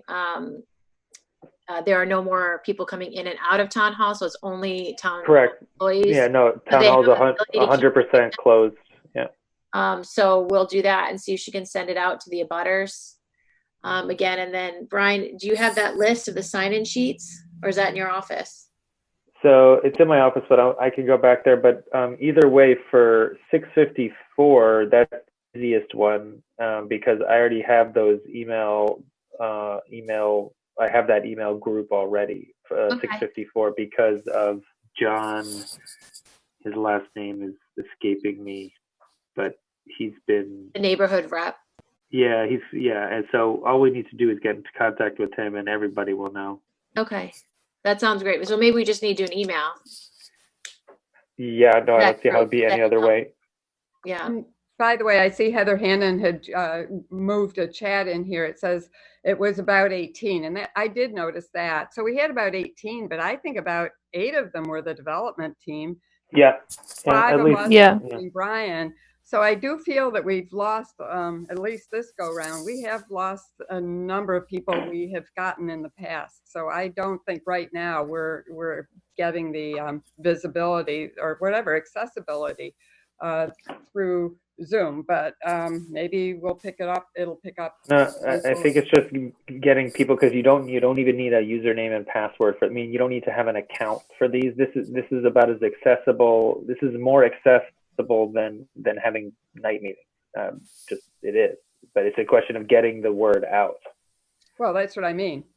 Yeah, well, that's easy. I tried my best on the social media platforms. Like I post on Political. I did not do Winchester Residents, but I did Political, and I did, my own page, and to just try to get everyone to know that meetings are going through Zoom now. So not just regarding the planning board. I posted that all government meetings are going to be going this route. So all the agenda, you're going to be able to click on a meeting on the calendar, and then when you go to the agenda, the actual link for the specific meeting, you just click on it. So it'll be that easy once, and this is going to be it's going to be routine, I would imagine, pretty soon.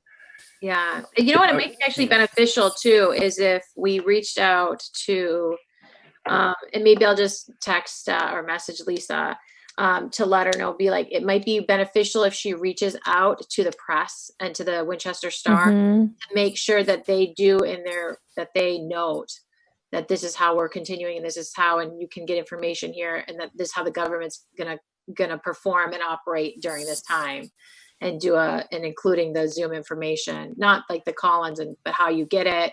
If you have questions, these are the numbers to call, and much more, instead of COVID-19 and we have 8 or 9 residents with it, we to go into more of this is how this is how we're gonna move forward.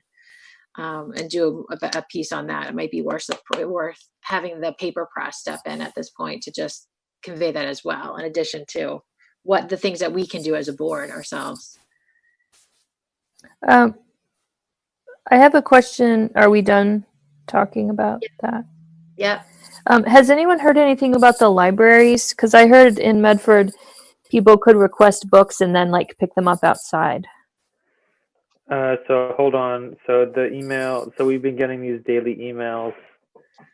Let's see what it says about the library. Because it's really hard for kids not going to school to not have books. Okay. To Council of Social Learning. Closed. Yeah, I think it still says it's closed on their website, but I didn't know if there was talk of doing something else. No.